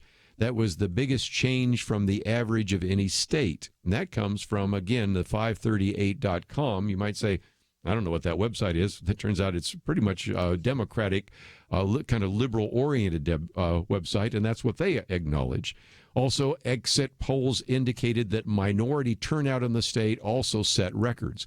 So if this was voter suppression, as we said the other day in one of the other columns we read from, it was a really bad job of voter suppression because you had the highest minority turnout that you'd ever had in the state. Still, of course, in the midst of that, you have, of course, the claim that comes from Abrams that indeed this was how democracy failed Georgia. Well, the only way you can get away with some of these statements is by the fact that we do have an election system that needs an overhaul. And it seems to me that it's about time to really begin to call for that. And if you haven't seen some of the problems, I would encourage you to go back and just read the article that I just mentioned a minute ago about ballot harvesting in California, and then talk about some of the individuals, for example, in the state of Georgia, who came to the polls and stood there for hours because they didn't have the polling machines working. And it's not like you didn't know when the election was. It's not like you didn't know there wasn't going to be a good turnout. And it's not like there weren't opportunities, especially in most states, to go and even have early voting. So it does seem to me, as I've used this countless illustration before, when we go to an ATM machine and we put in our card, we expect that when we type in the amount that we want to get back from the machine, we will get back that amount from that machine, and it will take it from our account and not somebody else's account. And if we want to deposit money, it would give us credit for that money to the right account.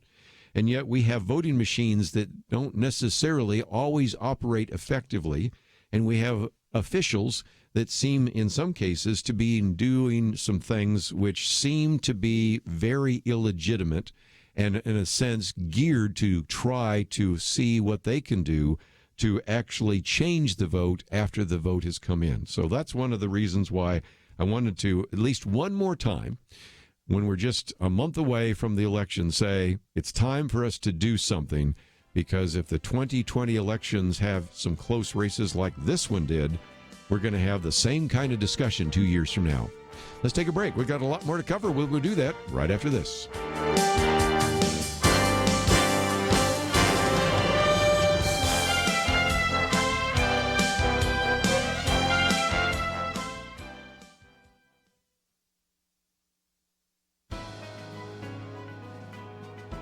Welcome to the First Liberty Briefing. I'm Jeremy Dice. Ed McDaniels was a local pastor in Upshur County, West Virginia. One day he asked the local school superintendent if he could place Bibles on a table in the local public school. He didn't want to hand students anything. He just wanted to set out the material as a resource the students could take if they wanted to. The school had a policy of allowing the local Little League, Boy and Girl Scouts, 4-H Club, and other community organizations to set their materials on a table. Students passing by could take the material or simply ignore it. In a separate policy, the school prevented the distribution of religious and political materials. Local residents sued the school system, claiming that the policy preventing distribution of religious materials also denied McDaniels access to the community information table. Eventually, the Court of Appeals for the Fourth Circuit determined that distributing meant physically handing out materials. In fact, the court explained that if the school kept the Bibles off of the community information table, it would breach its duty of religious neutrality and, in the words of the court, evince the hostility toward religious speech that the Establishment Clause does not require and that the free exercise and free speech clauses forbid. So look around at your school. Perhaps there's a community information table waiting to be stocked with Bibles.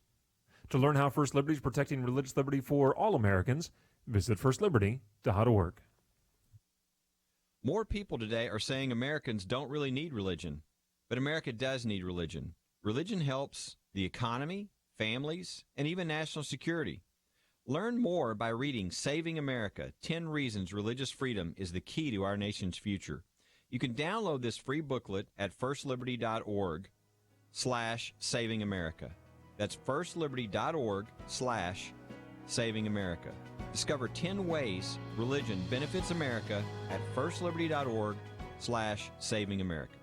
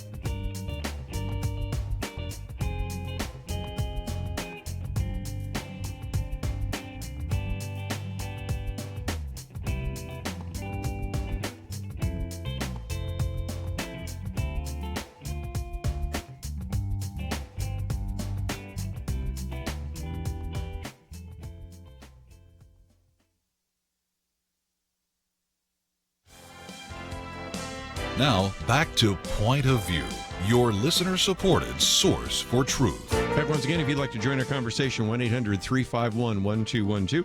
It's been talking about the elections. Let me just mention before we hit the top of the hour, and then I'll get into some of the other articles in the next hour, including some of the statements being made by Alexandria Ocasio-Cortez, which in some respects are beyond the pale, but in the other respects, I also want to say, can some people just calm down a little bit? Yes, she makes some rather dramatic statements. Many of them are erroneous. She is relatively young. She sometimes doesn't know what she doesn't know, but let's not make fun of her shoes and how she looks and things like that. We've seen enough of that in our culture. And if we want to have any kind of civil dialogue, I think it's time to calm down some of the criticisms of her, while at the same time pointing out some of the errors of the things she says, if that makes sense. Well, I'll get into that in the next hour because it's going to take a little bit of time. And it just occurred to me before the top of the hour, I do need to mention my commentary today. My commentary is entitled The Gender Pay Gap. And this has been something that we've talked about before. We've had Debbie Georgiadis on the program. Of course, we've had Penedextra on for decades talking about the so-called gap. Sometimes you hear 60%, sometimes you hear 80%. But the argument is there's a gender pay gap. Men are paid more than women. Now, the argument is that this is due to some kind of sexism. It's due to some kind of discrimination. It's due to the fact that some women are not paid what men are for the same job. And if indeed that has taken place, we do have laws on the books that simply say you can bring a suit because you treated a man and a woman differently for the same kind of job. But the so-called gender pay gap, in part, is due to a variety of issues, and one of those is just the whole issue of how men and women go about work. So let me just mention that this particular commentary today is one where I'm summarizing some of the work done by these Harvard economists that looked at the Massachusetts Bay Transportation Authority. And I think this was a perfect test to see whether or not this issue of gender pay gap was due to discrimination or due to other factors. Because it's a union shop. It has uniform hourly wages in which men and women adhere to exactly the same rules, enjoy the same benefits. Workers are promoted based upon seniority, and men and women have exactly the same option for schedules, routes, vacation, and overtime. So really, in a sense, the rules and regulations there at the Massachusetts Bay Transportation Authority make it nearly impossible for any kind of bias, discrimination, sexism, or preferential treatment to affect pay. Well, even at the Transportation Authority, the Harvard economists found female bus and train operators earned less than men. So in order to explain why, the professors went and looked at time cards, looked at scheduling, compared that to other factors such as sex, age, seniority, and tenure. Here's what they found. They found that male bus and train operators worked about 83% more overtime hours than their female colleagues. Matter of fact, they were more than twice as likely to accept an overtime shift on short notice.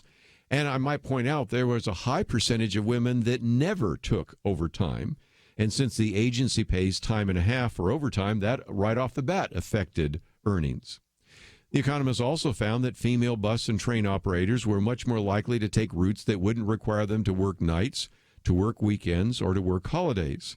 And that's why at the end of the study, the Harvard economists concluded that women, especially single women with children, value both time and the ability to avoid unplanned work much more than men. And so it just, I think, is one more study that says just because you see a difference in what's called the gender pay gap, it may not be due to sexism and may not require governmental intervention. It may due simply to the choices women might make. Well, let's take another phone call, and we'll go to line 4 here. Larry in Indiana, what would you like to add to our conversation today? Yes, thanks for taking my call. I'm calling concerning the election fraud issue. I think that there's a twofold problem. One is the state level and one is the federal level elections. But I believe there is a way that, it depends on the state signing on to this, and that is going through and, I don't know, I'm going to use the wrong term, purging or completing a complete audit of Social Security numbers. And that would eliminate the false Social Security numbers, would eliminate those ones that people are using that are for dead people and for people that are in prison that aren't eligible to vote. And so we need to control the federal voting procedures. And I think the Social Security system would be the best way to do that. But then we're going to have a problem with the states because the states have their own Republican form of government, so they can actually run their own elections, but at the state level. Well, and again, as you point out, there's a twofold idea, and that is the federal government can do what it can to at least make sure that we don't have false Social Security numbers out there. So that's number one. Number two, there is a requirement, but one that is somewhat lapsed in some states, a requirement that the states actually, if you will, I don't want to say purge, but clean up their voter rolls. Because, as I've pointed out, we have more than 200 counties in the United States in which we have more people on the voter rolls than we have people of eligible age in the county. So it doesn't take any imagination to realize we've already got a need to clean those up, but I think a lot of others as well. And maybe the way you could do that is if you ever had a really contested election, just have the United States Congress refuse to seat that individual because you think the election was contested. There's some talk about doing that in North Carolina. I don't think it's going to happen, but it would, I think, would send a shockwave. First of all, if you put people in jail for voter fraud, that'll get their attention. If you fine them dramatically, that'll get their attention. But if you refuse to seat a member of the, I would say mostly House of Representatives, in a couple of cases the Senate might be an issue, but usually not the bigger issue. It's usually in the congressional races. That would send some signals, and it just seems to me that somewhere along the line that's the kind of action that needs to take place. So I think you got a good point there. And let's, if we can, just before we run out of time, we'll go to line one and in KNEO in Missouri. Ann, thank you for joining us today. Ann, are you there? Well, maybe we lost Ann. Okay. Well, we're coming to a break anyway. We have a phone system that isn't working as well as it normally does, so that's a possibility. If I miss you, I'll catch you at the next break because we certainly have some more to talk about. But again, I did want to mention today that my gender pay gap article is there. And I think it's really helpful if you've ever found yourself in a discussion about whether or not men and women are paid equally. This study that came from Harvard, let's recognize the Harvard economists are probably more likely to have agreed with this progressive idea that the gender pay gap is due to sexism and why we need governmental intervention. That may be the case. Let's see if we can get Ann this time. Ann, are you there? Yes, I am. Okay, go for it.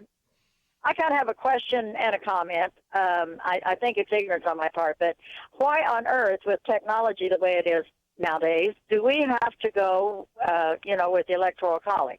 Why can't we do away with that and just do a straight vote for vote? Well, we could, but first of all, that is actually in the Congress. So to answer the quick question, it would be requiring some kind of change at least in the constitutional amendment, and that would not probably take place anytime soon. What is happening is more and more states are now ratifying that if indeed their state votes differently than how the popular vote is, they would send electors that represent the person that won the most popular vote. Now, that has not been implemented yet, but it will be implemented when enough states that come to the requisite 270 electoral votes do that. So in some respects, many state legislatures are sort of modifying what they have right now in such a way that eventually maybe we will be electing people by the popular vote. You deserve a longer answer, but I'm up against a break, so when I come back, if you're still listening, I'll give you the rest of that answer right after this. Protect the health of the nation. Join the Point of View Truth Team. pointofview.net/team. pointofview.net/team. Or call 800-347-5151. So there's this guy named Jordan. He's a healthy guy. He's a dad of 6, and he works as a guide in Alaska. And he goes to the doctor, true story, he goes to the doctor and he's diagnosed with cancer, stage 4.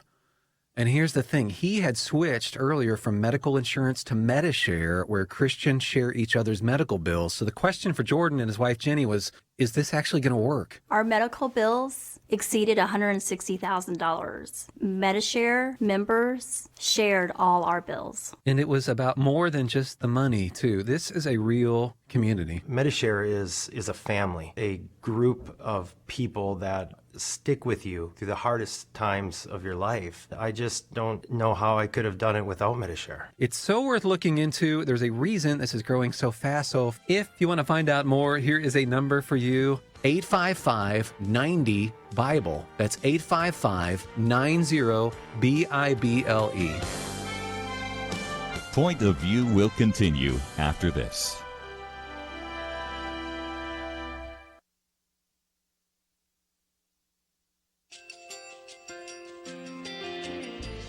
I just want to thank you so much for all the wonderful programming you have.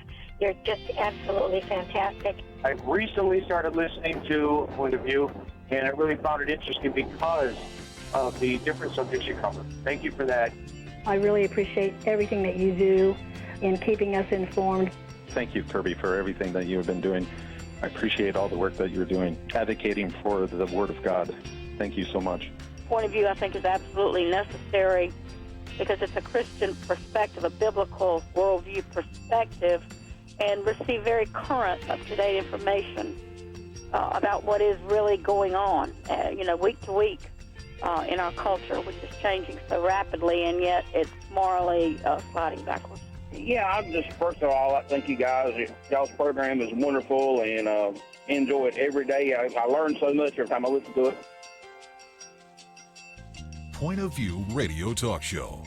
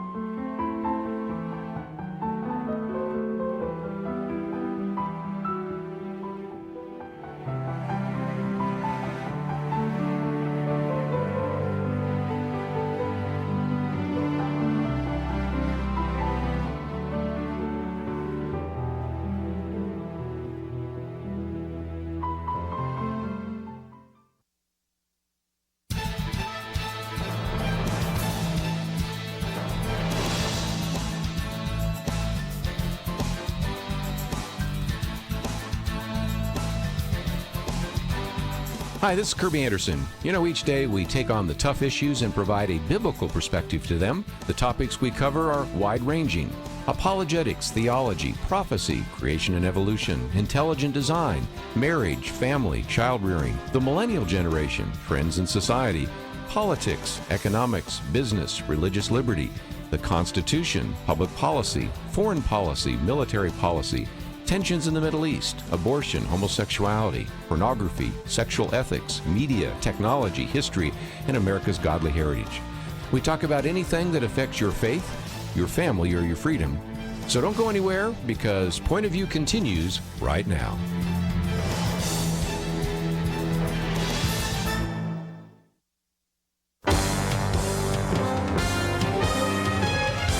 Across America, live. This is Point of View.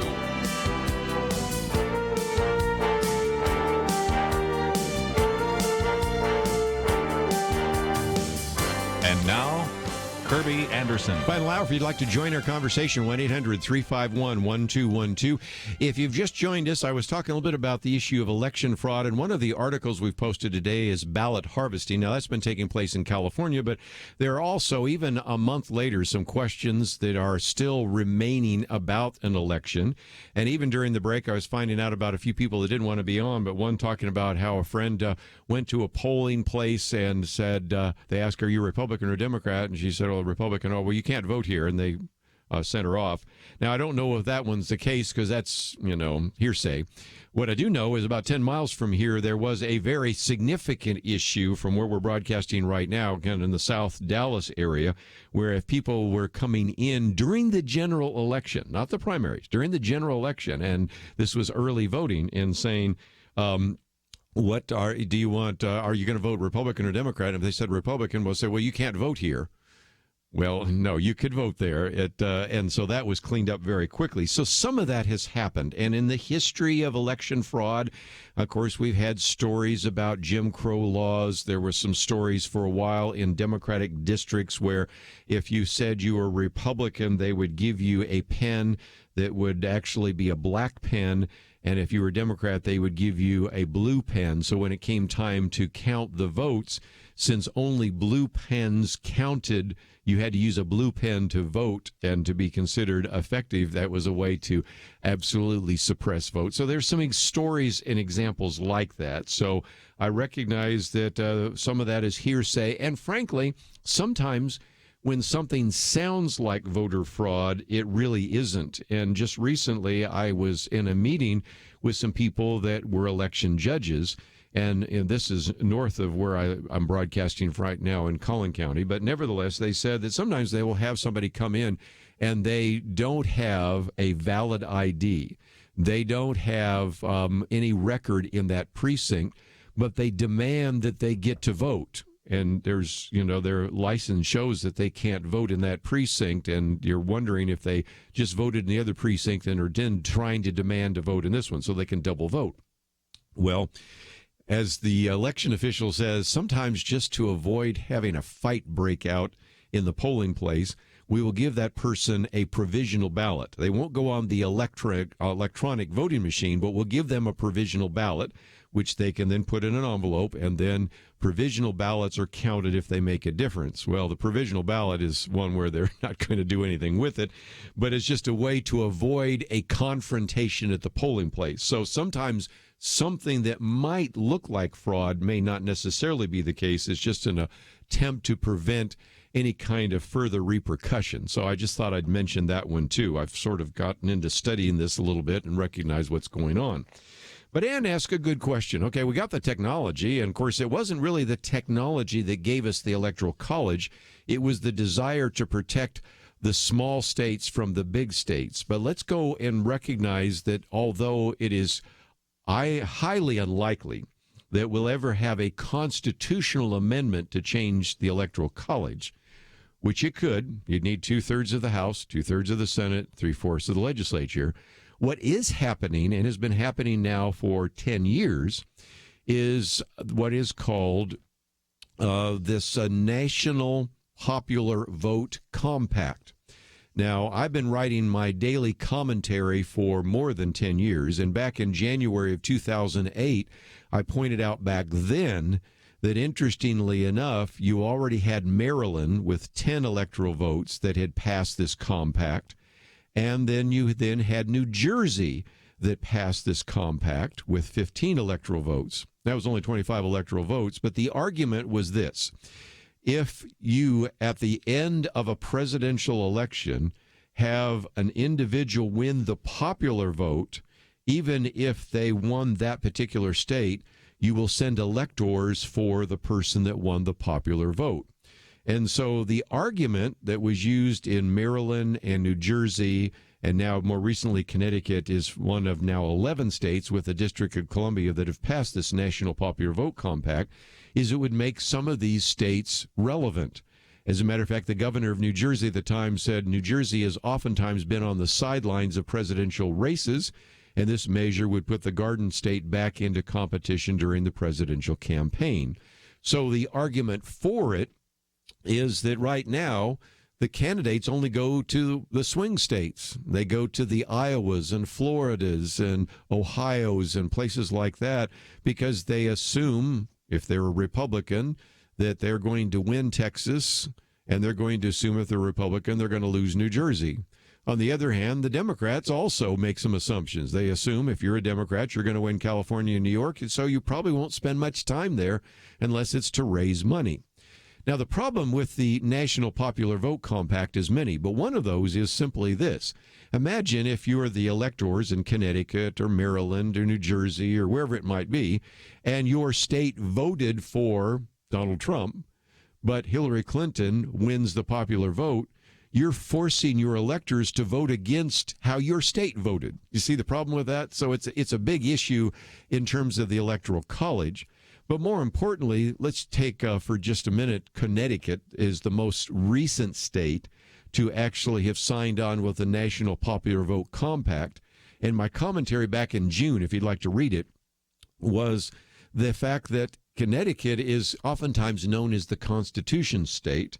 And Roger Sherman, who is one of the major founders of this country and was influential at the Constitutional Convention, actually proposed the Electoral College because he recognized that small states like Connecticut and Rhode Island would simply not have any influence in a presidential election. So he opposed the popular vote for a president because he recognized that his small state and other small states would be outvoted.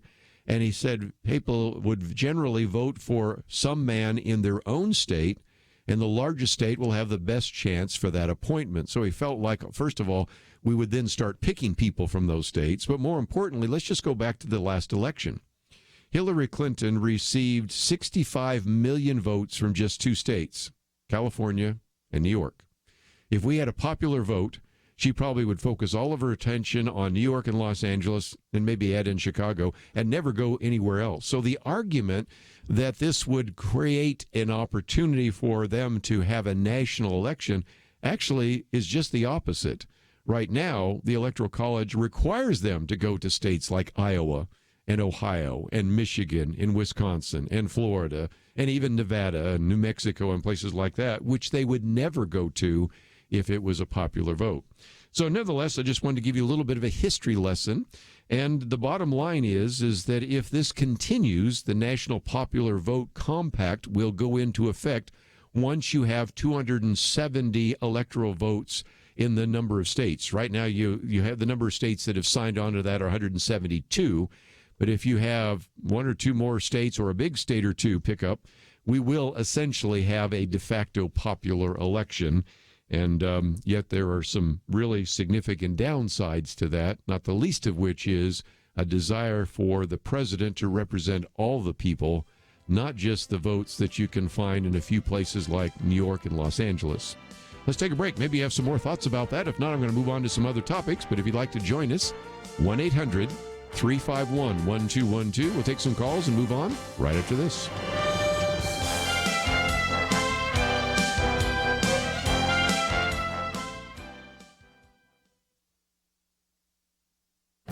This is Viewpoints with Kerby Anderson. The pay gap between men and women has been the source of economic discussion and political debate for decades. Progressives claim that the gender pay gap is due to sexism and requires government intervention. Others argue that the difference has more to do with the priorities of women in the workforce and choices they make. The Wall Street Journal recently summarized a study done by Harvard economist of the Massachusetts Bay Transportation Authority. It provided a perfect test case since it is a union shop with uniform hourly wages in which women and men adhere to the same rules and thus enjoy the same benefits. Workers are promoted based on seniority, not performance. Men and women have the same options for scheduling, routes, vacation, and overtime. The rules and regulations made it nearly impossible for bias, sexism, or preferential treatment to affect pay. Even at the Transportation Authority, female bus and train operators earned less than men. In order to explain why, the professors looked at time cards and scheduling and compared it to such factors as sex, age, seniority, and tenure. They found that male bus and train operators worked about 83% more overtime hours than their female colleagues. They were also more than twice as likely to accept an overtime shift on short notice. Since the agency pays time and a half for overtime, this obviously affected earnings. The economists also found that female bus and train operators were much more likely to take routes that wouldn't require them to work nights, weekends, and holidays. That is why they concluded that women, especially single women with children, value both time and the ability to avoid unplanned work much more than men. I think that's the best explanation for the gender pay gap. I'm Kerby Anderson, and that's my point of view. Take Kerby and the Point of View team with you on the go with the Point of View app. Search for Point of View Radio at the Apple or Google Play stores.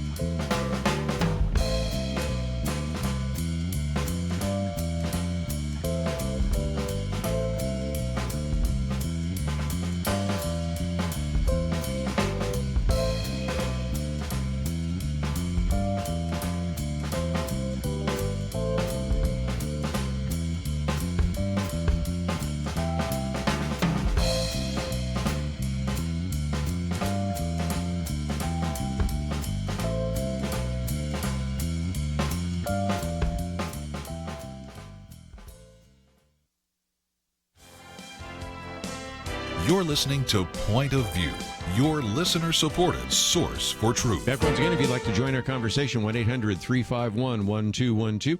Let's go to North Carolina. Jay, thank you for joining us today here on Point of View. Hey, how you doing, Kerby? Very good. What would you like to add to our conversation? I just heard your conversation about the whole idea about the electoral vote versus the actual popular vote, and I have an issue with that. Here's my issue. If you have the electoral vote versus the popular vote, then that means that you have more of the people in the country who decides on a particular president. Now, that means you have less of the issue of few people decided on the president, and you have the majority decided on the president. I understand your argument about only going to certain states. However, I would counter that with, well, we have the state of a national communication. We have social media. We have the internet. We have YouTube. Our president, anyone who's going for us, to gain our popular president, he has to be able to reach out to everyone. So anything he may say in one state, it's going to be broadcasted not just in that particular state, but in most cases around the entire world. So we should go more to the idea of a popular vote. That's my point. And I think it's exactly the kind of argument that's being made right now. It's one of the reasons why you've had so many states. And I'm not sure if your state of North Carolina has signed on to the National Popular Vote Compact. A lot of them tend to be more of the blue states. But that's the argument. You know, back when we established the Electoral College, you really had to be in a town to hear a speaker. Of course, now we have electronic media. Of course, we've had that for some time. But again, the argument has always been that we want to have people represent the entire country, not just a few individuals. And the reality is the campaign rallies very quickly. both for, I think, Donald Trump and maybe even Hillary Clinton would have been just in places like New York, Los Angeles, and Chicago. They probably wouldn't have shown up in Charlotte, North Carolina to get your vote. But nevertheless, again, campaign events are still important. But you're right. Social media means that no matter what Donald Trump says, whether he's on Air Force One or whether he's in the White House or whether he's in Singapore, we hear it. Likewise, during the campaign, whether Hillary Clinton was in California or New York or in Iowa, we all got a chance to hear it. So that's one of the arguments a lot of people are making now for the national popular vote. And back to the key issue, if you have a few more states sign on with that, essentially you will have a de facto popular vote. Once we get to enough states holding the requisite number of 270 electoral votes, that would click in. Now, I suspect, back to the point, I know, Jay, you weren't asking about this, there's another issue, and that is, okay, would there be a lawsuit? Yeah, there probably would be, and it would be interesting to see if that lawsuit goes to the Supreme Court, how the Supreme Court would rule. But we may be headed towards a popular vote for the presidency in the future. I just don't think it's going to happen in 2020, but it could happen in 2024. So we'll see where it goes. So appreciate you calling in today. Thank you, Kerry. Appreciate it. If you'd like to join the conversation, 1-800-351-1212. Did want to put a few of those issues on the table. By the way, whether you agree or disagree with Jay or Kerby, you got to admit you just heard something about the National Popular Vote Compact, and I would wager that most of you have never heard that. We are very close, and it's going to take less than 100 electoral votes now from states. So if you had a couple of states that signed on to this very quickly, then it's possible we would then elect the next president in 2020 by the popular vote, essentially. But the bottom line is that we haven't reached it yet, but I bet you probably haven't even heard about that. And if nothing else, that was all started by Ann calling in just at the top of the last hour. So that's the kind of, if you will, public service we try to provide there as well. Got some more calls coming in. I'll get to those in just a minute. But let me at least real quickly mention the other article that we've posted here today. And it is about some of the tweets that come from Alexandria Ocasio-Cortez. This woman is not even a formal member of Congress yet. Yet you got to understand that she has more Twitter followers than all the other incoming 60 Democratic freshman House members combined. So very quickly, we're going to see, I think, what's going to become a Twitter war between Donald Trump and Alexia Ocasio-Cortez. And the reason for that, not necessarily they're going to be talking to each other or criticizing each other, but it's certainly possible, interestingly enough, because, as I've said before, Donald Trump has more Twitter followers than any group of mainstream media have as audience. So he can reach out to more people with his Twitter followers and with his tweets. Alexandria Ocasio-Cortez is not even a member of Congress technically yet, and already she has more Twitter followers than the entire incoming class of Democratic House members, freshman members, 60 of them combined. Pretty amazing. But let me take another phone call first, and we'll go to Aubrey in South Carolina. Aubrey, what's your point of view? Yeah, my point is just that, the election, midterm election in Georgia, good example. Secretary of State Brian Kemp had hundreds of machines that he was responsible for that were not working the day of the election. He had years to get ready for that election. I know. And I won't blame him. A lot of it is local, but, there's a lot of blame to go around, but you're right. A lot of these local ones, a lot of elections tend to be local. But again, it's like, I agree with you. It's not like you didn't know that November election was coming up. This is pathetic. Yes. I spent 30 years in the military, 30 years in the Marine Corps, retired Marine. And I can have not one situation where I would tell my general, my colonel, or whatever, that I'm sorry, we got 30 trucks not working. Or we have 100 this not working for a big event that's coming up next week. There's no way. I mean, you know what you would hear, and it would not be repeatable on radio right now, right? Yeah. That's what my point is. I'm listening, and again, I'm saying not just from Georgia and Florida as well, but, we're all Americans. Democrats, Republicans, they're all Americans. They're all Americans, okay? And I vote Republican, yelling, okay? But the bottom line is that that was totally uncomfortable to think that that would happen in a local election in Atlanta or whatever. In Florida, the same way. I mean, all the Republicans have a hanging chance thing that pass. You think this election this time will be a lot smoother? Come on, like Governor Scott, yeah, he's in charge of that. That's right. And Again, it's a I'll give you point. credit because the buck stops here. But a lot of elections, and I know this having worked in elections and things, and as a precinct chairman, a lot of it is local. But it's like the general. Okay, I'm going to hold the general responsible.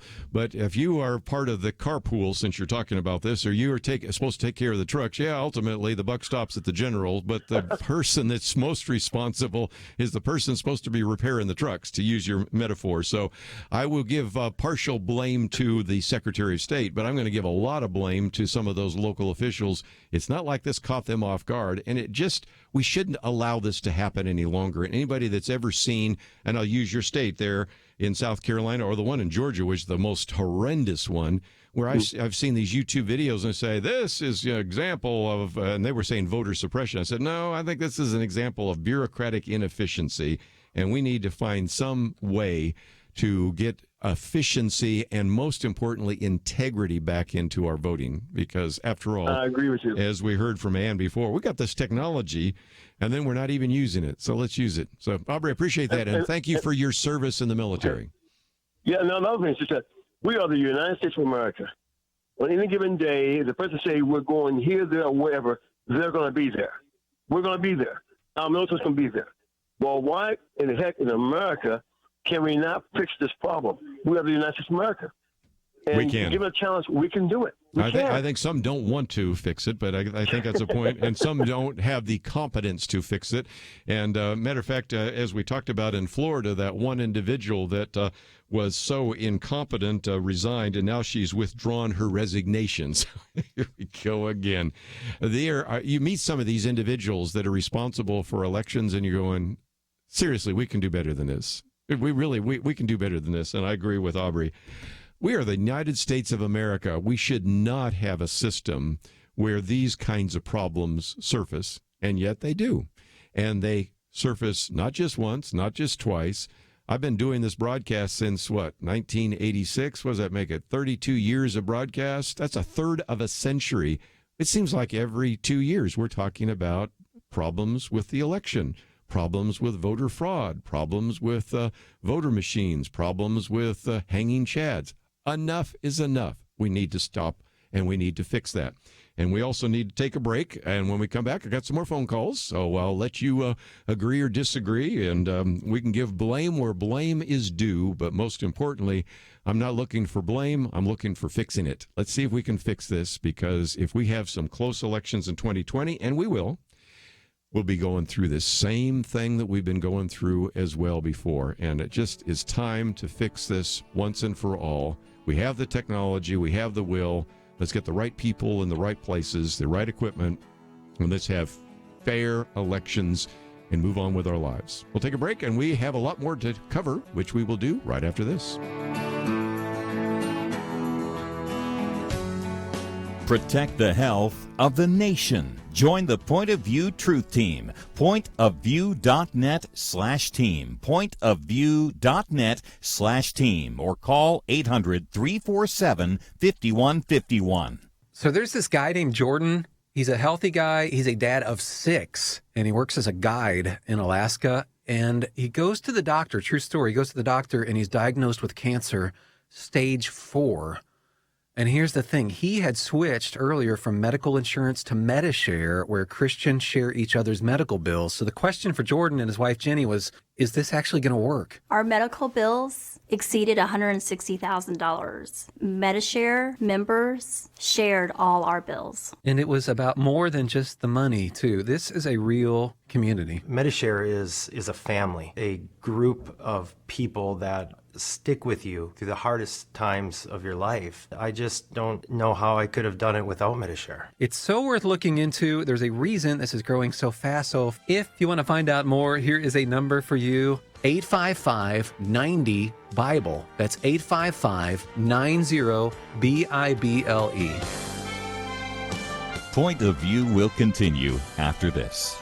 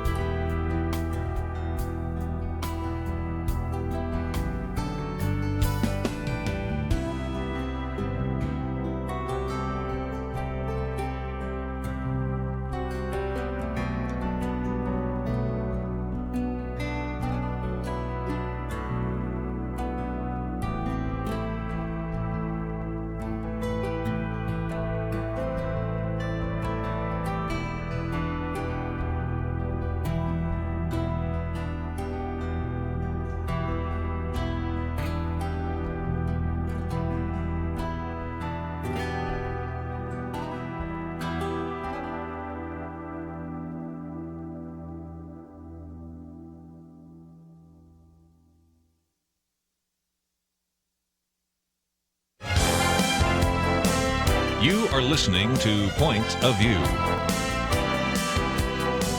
The opinions expressed on Point of View do not necessarily reflect the views of the management or staff of this station.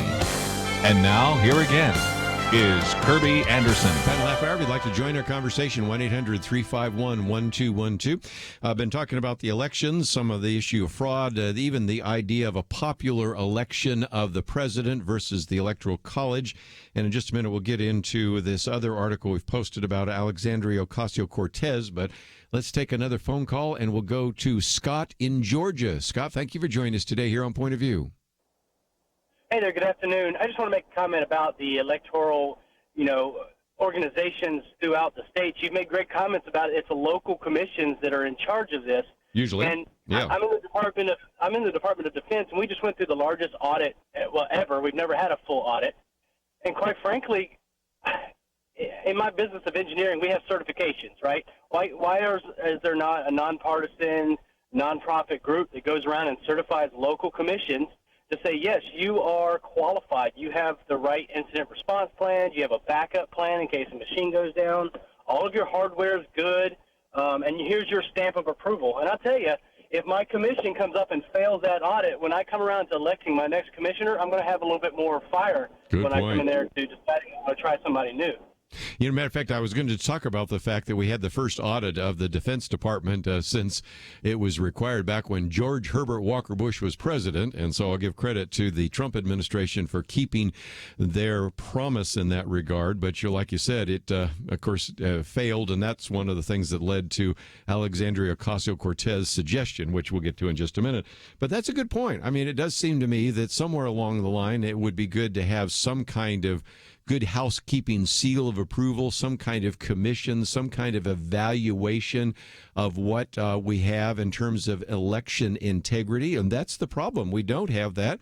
And I think some states just aren't that interested in it. I think the lack of oversight is due to the fact that we kind of like to be able to smuggle in some votes at the last if we want to get one of our people elected. And so we, the people, just need to start saying, this is ridiculous. We don't allow you to manipulate our finances that way. We expect an ATM machine to work effectively, and we expect banks to put money in the right account, and others are not. And we even have regulatory agencies to make sure that happens. Why can't we have a regulatory agency of some sort to make sure that this kind of abuse or bureaucratic inefficiency or fraud doesn't take place? So I'm with you 100%. Right, yeah, and it's definitely got to be at the local level, because the higher up they get, the more bureaucratic you're going to have in the audit agency itself, and then you're going to have questions as to where they're certifying, areas which are partisan one way versus areas that are partisan the other way. So you really need to just focus at that local area. Do they have the capability of pulling off an election in that area? One of the things we've talked about around this table, we have not said it on the air, is could we even, come up with some kind of private sector solutions? Because after all, we do know that the private sector knows a little better about how to efficiently do things, whether it's FedEx compared to the post office, or whether it's private contractors compared to people in the Pentagon, whatever it might be. I don't know if that's a solution too, but I'm open to some ideas so that we can have voter integrity and have elections with integrity. And time has come for some kind of thinking outside the box. And so, Scott, you deserve the award today for thinking outside the box and suggesting something that might actually work. Thank you very much. Appreciate it. Let's, if we can, take a couple more phone calls here. And I think at this point, I guess we're going to go to Roy in Texas. Roy, thank you for calling today. Roy, are you there? Okay, well, can we, it's supposed to be line 3, but there's no line 3. Okay, let's try Pat in line 5. Let's see, we got line 5. We got line 5? Okay, Pat, are you there? Hello. I certainly am. Go for it. Okay, Pat in North Carolina. Got a little problem with our phone system today, so we're just working the best we can. So Pat in North Carolina, thank you. I appreciate that. I was listening to your comments on the report that Harvard gave on the the reason of the equal pay. Gender pay gap, yes. And I noticed that they didn't actually come out and say it, but it was there. And that has to do with women's attitude, men's attitude. In the Old Testament, a fellow by the name of Josephus gave a comment and said that the men in Israel became effeminated. They took the attitude of women, where they were peace at any cost. And men's attitude should be, I believe, victory at any cost.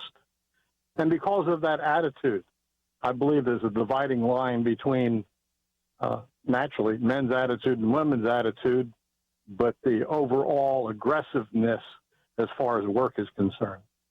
Well, and again, let's recognize that whenever we make general statements, there are always exceptions, and that is, generally you do find that men are willing to work overtime, partially because they aren't necessarily having to be caregivers, that we can get into whether they should be or something else, but that's the case. Women who are the caregivers, especially, they found that single women with children, they valued time, and they didn't want to be working, as you would understand, they didn't want to be working nights or holidays or weekends if they could avoid it. So certainly when you're dealing with the difference between men and women and children are involved, you certainly see that. But even so, even taking that out of the equation, a single man and a single woman, generally men tend to be more aggressive and women tend to be more nurturing. But I would hasten to say I can give you some real good exceptions of very aggressive warrior women that have fought in the military and things like that. So there's exceptions to that. But I see what you're saying in terms of personality. And that's the point. They were trying to eliminate everything from bias to sexism, preferential treatment, trying to figure out why people make choices based upon their age, their seniority, their tenure, but most importantly, their sex, their gender. And they found that still we found differences in the gender pay gap. And that was coming again from Harvard economists. Kind of intriguing. So, Pat, I appreciate you joining our conversation today. Thank you. Let's, if we can, go to Scott in Missouri at this point. Scott, thank you for joining us today. What would you like to add to our conversation? Hey, Kerby, and a shout out to the Scott in Georgia. I'm also an engineer, so to a fellow engineer, hello. With respect to this whole business of popular vote, I think you can simply look at the example of Illinois and possibly New York. Once you go to a popular vote system, the most populated areas essentially control the politics in the state.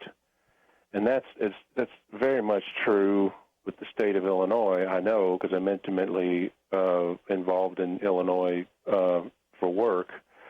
But I assume that it's probably true for the state of New York as well. But, I mean, nothing gets done in Illinois unless Chicago wants it done. And you have absolutely no voice there if you don't live and breathe in the Chicago area. So let's extrapolate that to a national election. If you take just the population of the 10 largest metropolitan areas, you're right. You would only have to influence those metropolitan areas and win the election, and you could essentially forget the rest of the country when it comes to legislating because they would have no voice.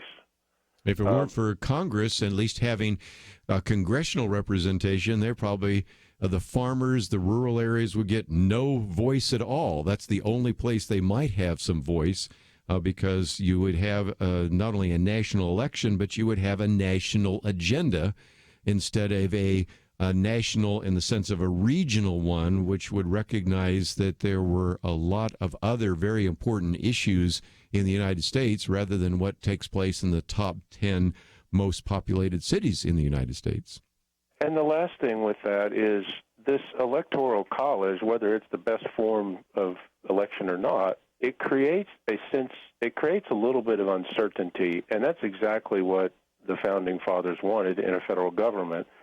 They wanted a little bit of uncertainty in the federal government because they never wanted the federal government to be the controlling entity in the United States. I mean, they were very much states' rights. So I think that once you take away that the potential for that uncertainty, it does cause problems for those in the areas where who don't have the money, so to speak. So it's an imperfect system, but I think it works because it still allows a voice for those who may not have it. And I really encourage your listeners to study Illinois. It's a perfect example of what happens with a good idea vote mentality. But sure. Anyway, as far as Cortez, I'm not convinced that Donald Trump will engage her too much. Because probably not. But they'll both be warring with their constituencies with their tweets, I think. Yeah. I'm sure. She's more ignorant than deceptive or intentional. And Trump usually deals with people who are intentional. Thanks. Bye. We'll take a break. We'll be back with more right after this.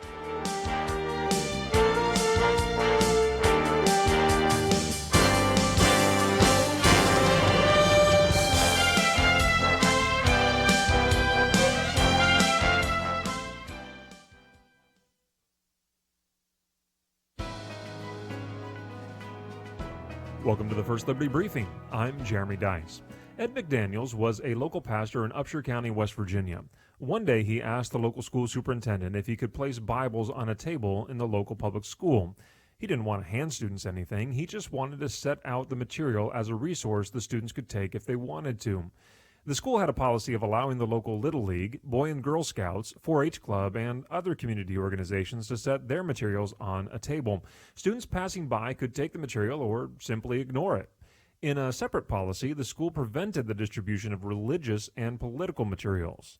Local residents sued the school system, claiming that the policy preventing distribution of religious materials also denied McDaniels access to the community information table.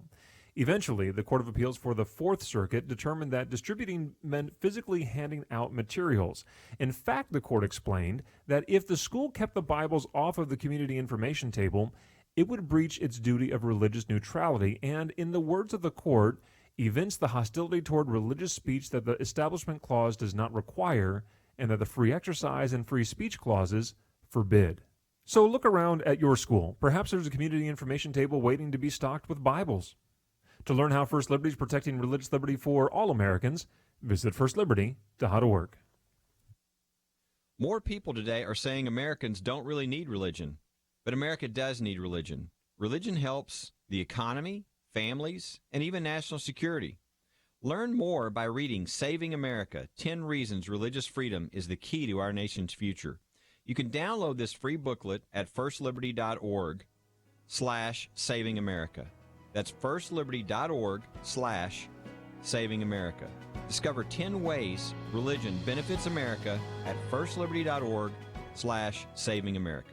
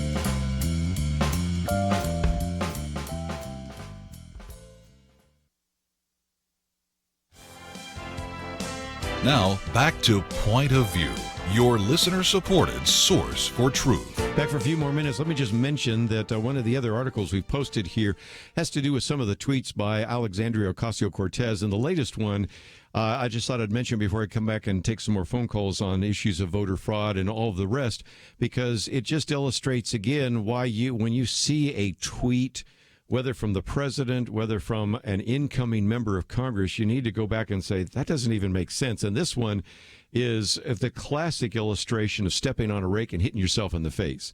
Her tweet said, real quickly, $21 trillion of Pentagon financial transactions could not be traced, documented, or explained. Well, $21 trillion in Pentagon accounting errors. Well, that's Medicare for All only costs $32 trillion. That means 66% of Medicare for All could be funded already by the Pentagon. Oh, my goodness. Where do you start with something like this? First of all, that figure comes from a left-wing magazine called The Nation. It also comes from the latest thing that we just talked about a minute ago in terms of the accounting that was finally done for the Pentagon. First of all, let's give President Trump some credit. You know, he promised that he would actually move the embassy from Tel Aviv to Jerusalem. That's a promise made by Bill Clinton, a promise made by George W. Bush, a promise made by Barack Obama, and a promise made by Donald Trump. Who actually fulfilled it? Donald Trump. This one goes even back further. Back when George Herbert Walker Bush was president, there was a requirement that we actually audit every particular cabinet office, and we have never audited the Pentagon by George Herbert Walker Bush, Bill Clinton, George W. Bush, Barack Obama, and Donald Trump has done that. So talk about keeping your word. But nevertheless, this $21 trillion actually is just, it's not that much money has been lost or anything like that. It's talking about money that was moved back and forth in accounting. Let's put this in perspective. The Pentagon has never, in its entire history of the country, received $21 trillion. This is insane. And bear in mind, the $32 trillion was over a 10-year budget window that has estimated what it would cost. So this one just is such a head scratcher. You can't even get your head around it. And it's one of the reasons why I've said I've always felt in the past when we had some economics professors who really understood economics, people like Dick Armey and a variety of others that actually served in Congress, I felt a little more comfortable. Alexio Ocasio-Cortez supposedly has an economics degree, but I think that was not taught in Economics 101. But anyway, let's get back to the phones here. In California, KYCC. Diane, thank you for joining us today. What would you like to share with our audience? Yes, hi. Boy, I sure appreciate your program, first of all. And I came in kind of late, but I noticed one of the topics about the voting. Here in California, when it was time for me to go and vote, I went through the process, and when I was driving away, I thought, what was that?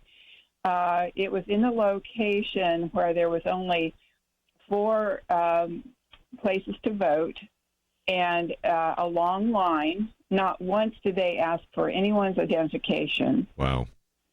And I ended up taking my ballot and filling it out on the hood of my car. Oh, my goodness.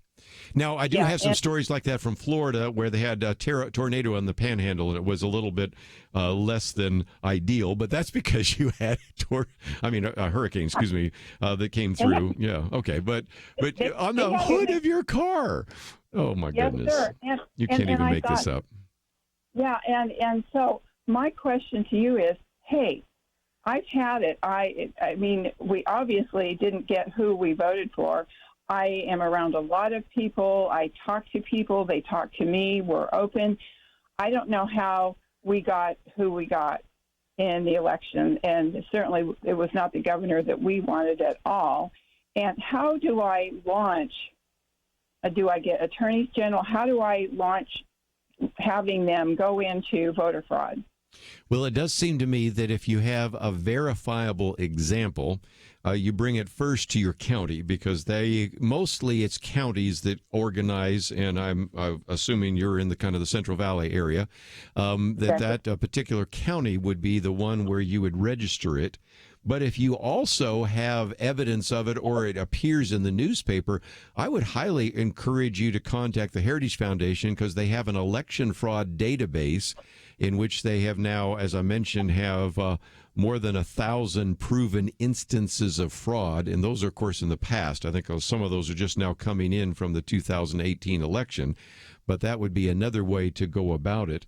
I would like to believe that the Attorney General in the state of California would jump on this. Maybe he will, but I don't know. I know the Attorney General in the state of Texas, where I'm broadcasting from today, because I know him and I had a chance to hear him recently talk about the fact that they're going to prosecute more election fraud for 2 reasons. Good. Number one, so that you have faith in your opportunity to vote. And number two, because you keep hearing people, and you didn't hear earlier in the program where I said I turned on at one point the CNN person saying, now voter fraud's so rare. I was like, no, it's not. I mean, 1,000. How many examples do we have to have? How many people do we have to put in jail? How many people do we have to find before you start saying, we might have a problem with voter fraud here? And so because it is difficult to prosecute, because in many states, and I believe in your state, the state of California, even if you are convicted of voter fraud, unless it's really egregious, it's really kind of a misdemeanor. You can imagine if you've got limited resources in your county, you're going to go after all sorts of other issues besides voter fraud. And even in the state of Texas, I just had a chance to hear our attorney general say the other day that the governor has given him 2 people to work on the issue of voter integrity. Well, Texas is a big state. California is an even bigger state. That doesn't give you a lot to work with. And so I do believe that it's time for us to rise up and say, we want some changes. And listeners in Georgia right now are saying, can we assume that the next time we show up at a poll, the voting machines work, that you bring the electrical cords, and that we don't have to stand in such long lines and things like that? It's not like this is a surprise. We know when the next election is, so let's get it organized. And if we need to have early voting, we need to have additional precinct places in the polls and precincts and things like that. Let's do that so that it is easier for people to vote. And then let's get enough election judges to make sure there's no hanky-panky taking place here so that we can really determine that the person who was elected on election night is the person that will serve, and we won't have all these ballot harvesting election frauds taking place like they have in the state of California. So I appreciate you calling. I had no doubt straight away that this is not what the vote should have been. And I'm so thankful for all that you do, Kerby. God bless you. Well, again, let me just encourage those of you that are saying, I've never heard about this idea of ballot harvesting. That's why the 4th article we've posted today really relates to that very important issue, because it's something that changed in the state of California. And I know that we broadcast in 43 different states, so the 42 other states listening right now, I would highly recommend that you check and make sure that your legislature isn't considering doing the same thing that was done in California. Because once you say a third party can pick up ballots, well, they just go around to the various mailboxes and just pull the ballots out, fill them out, turn them in, and don't even have the opportunity for the person who was supposed to vote to even get to vote. And then some of the others where they'll bring the ballot inside and say, here, I'll help you vote it. Oh, here, you want to mark this one right there. Okay, fine, let's fold it up. Let's get your signature and we'll go on. And there's just entirely too much mischief that has taken place, and it's time to end this once and for all. Well, we've covered a lot of issues, but there are still a few other issues I'd like to talk about. Maybe we'll talk about those tomorrow in our Millennial Roundtable. Nick Pitts will be here. And I want to thank everybody behind the scenes that's made this happen today. We had a few problems with the phone, so thank you, Steve. Thank you, everybody else that's been a part of this. And Andrew, most importantly, thank you for engineering the program and putting up with all the things we've had to put up with. We'll see you back here tomorrow, right here on Point of View. Protect the health of the nation. Join the Point of View Truth Team. pointofview.net/team. pointofview.net/team. Or call 800-347-5151. So there's this guy named Jordan. He's a healthy guy. He's a dad of 6, and he works as a guide in Alaska. And he goes to the doctor, true story, he goes to the doctor, and he's diagnosed with cancer, stage 4. And here's the thing. He had switched earlier from medical insurance to Medishare, where Christians share each other's medical bills. So the question for Jordan and his wife, Jenny, was, is this actually going to work? Our medical bills exceeded $160,000. Medishare members shared all our bills. And it was about more than just the money, too. This is a real community. Medishare is a family, a group of people that stick with you through the hardest times of your life. I just don't know how I could have done it without Medishare. It's so worth looking into. There's a reason this is growing so fast. So if you want to find out more, here is a number for you. 855-90-BIBLE. That's 855-90-BIBLE. Point of View is produced by Point of View Ministries.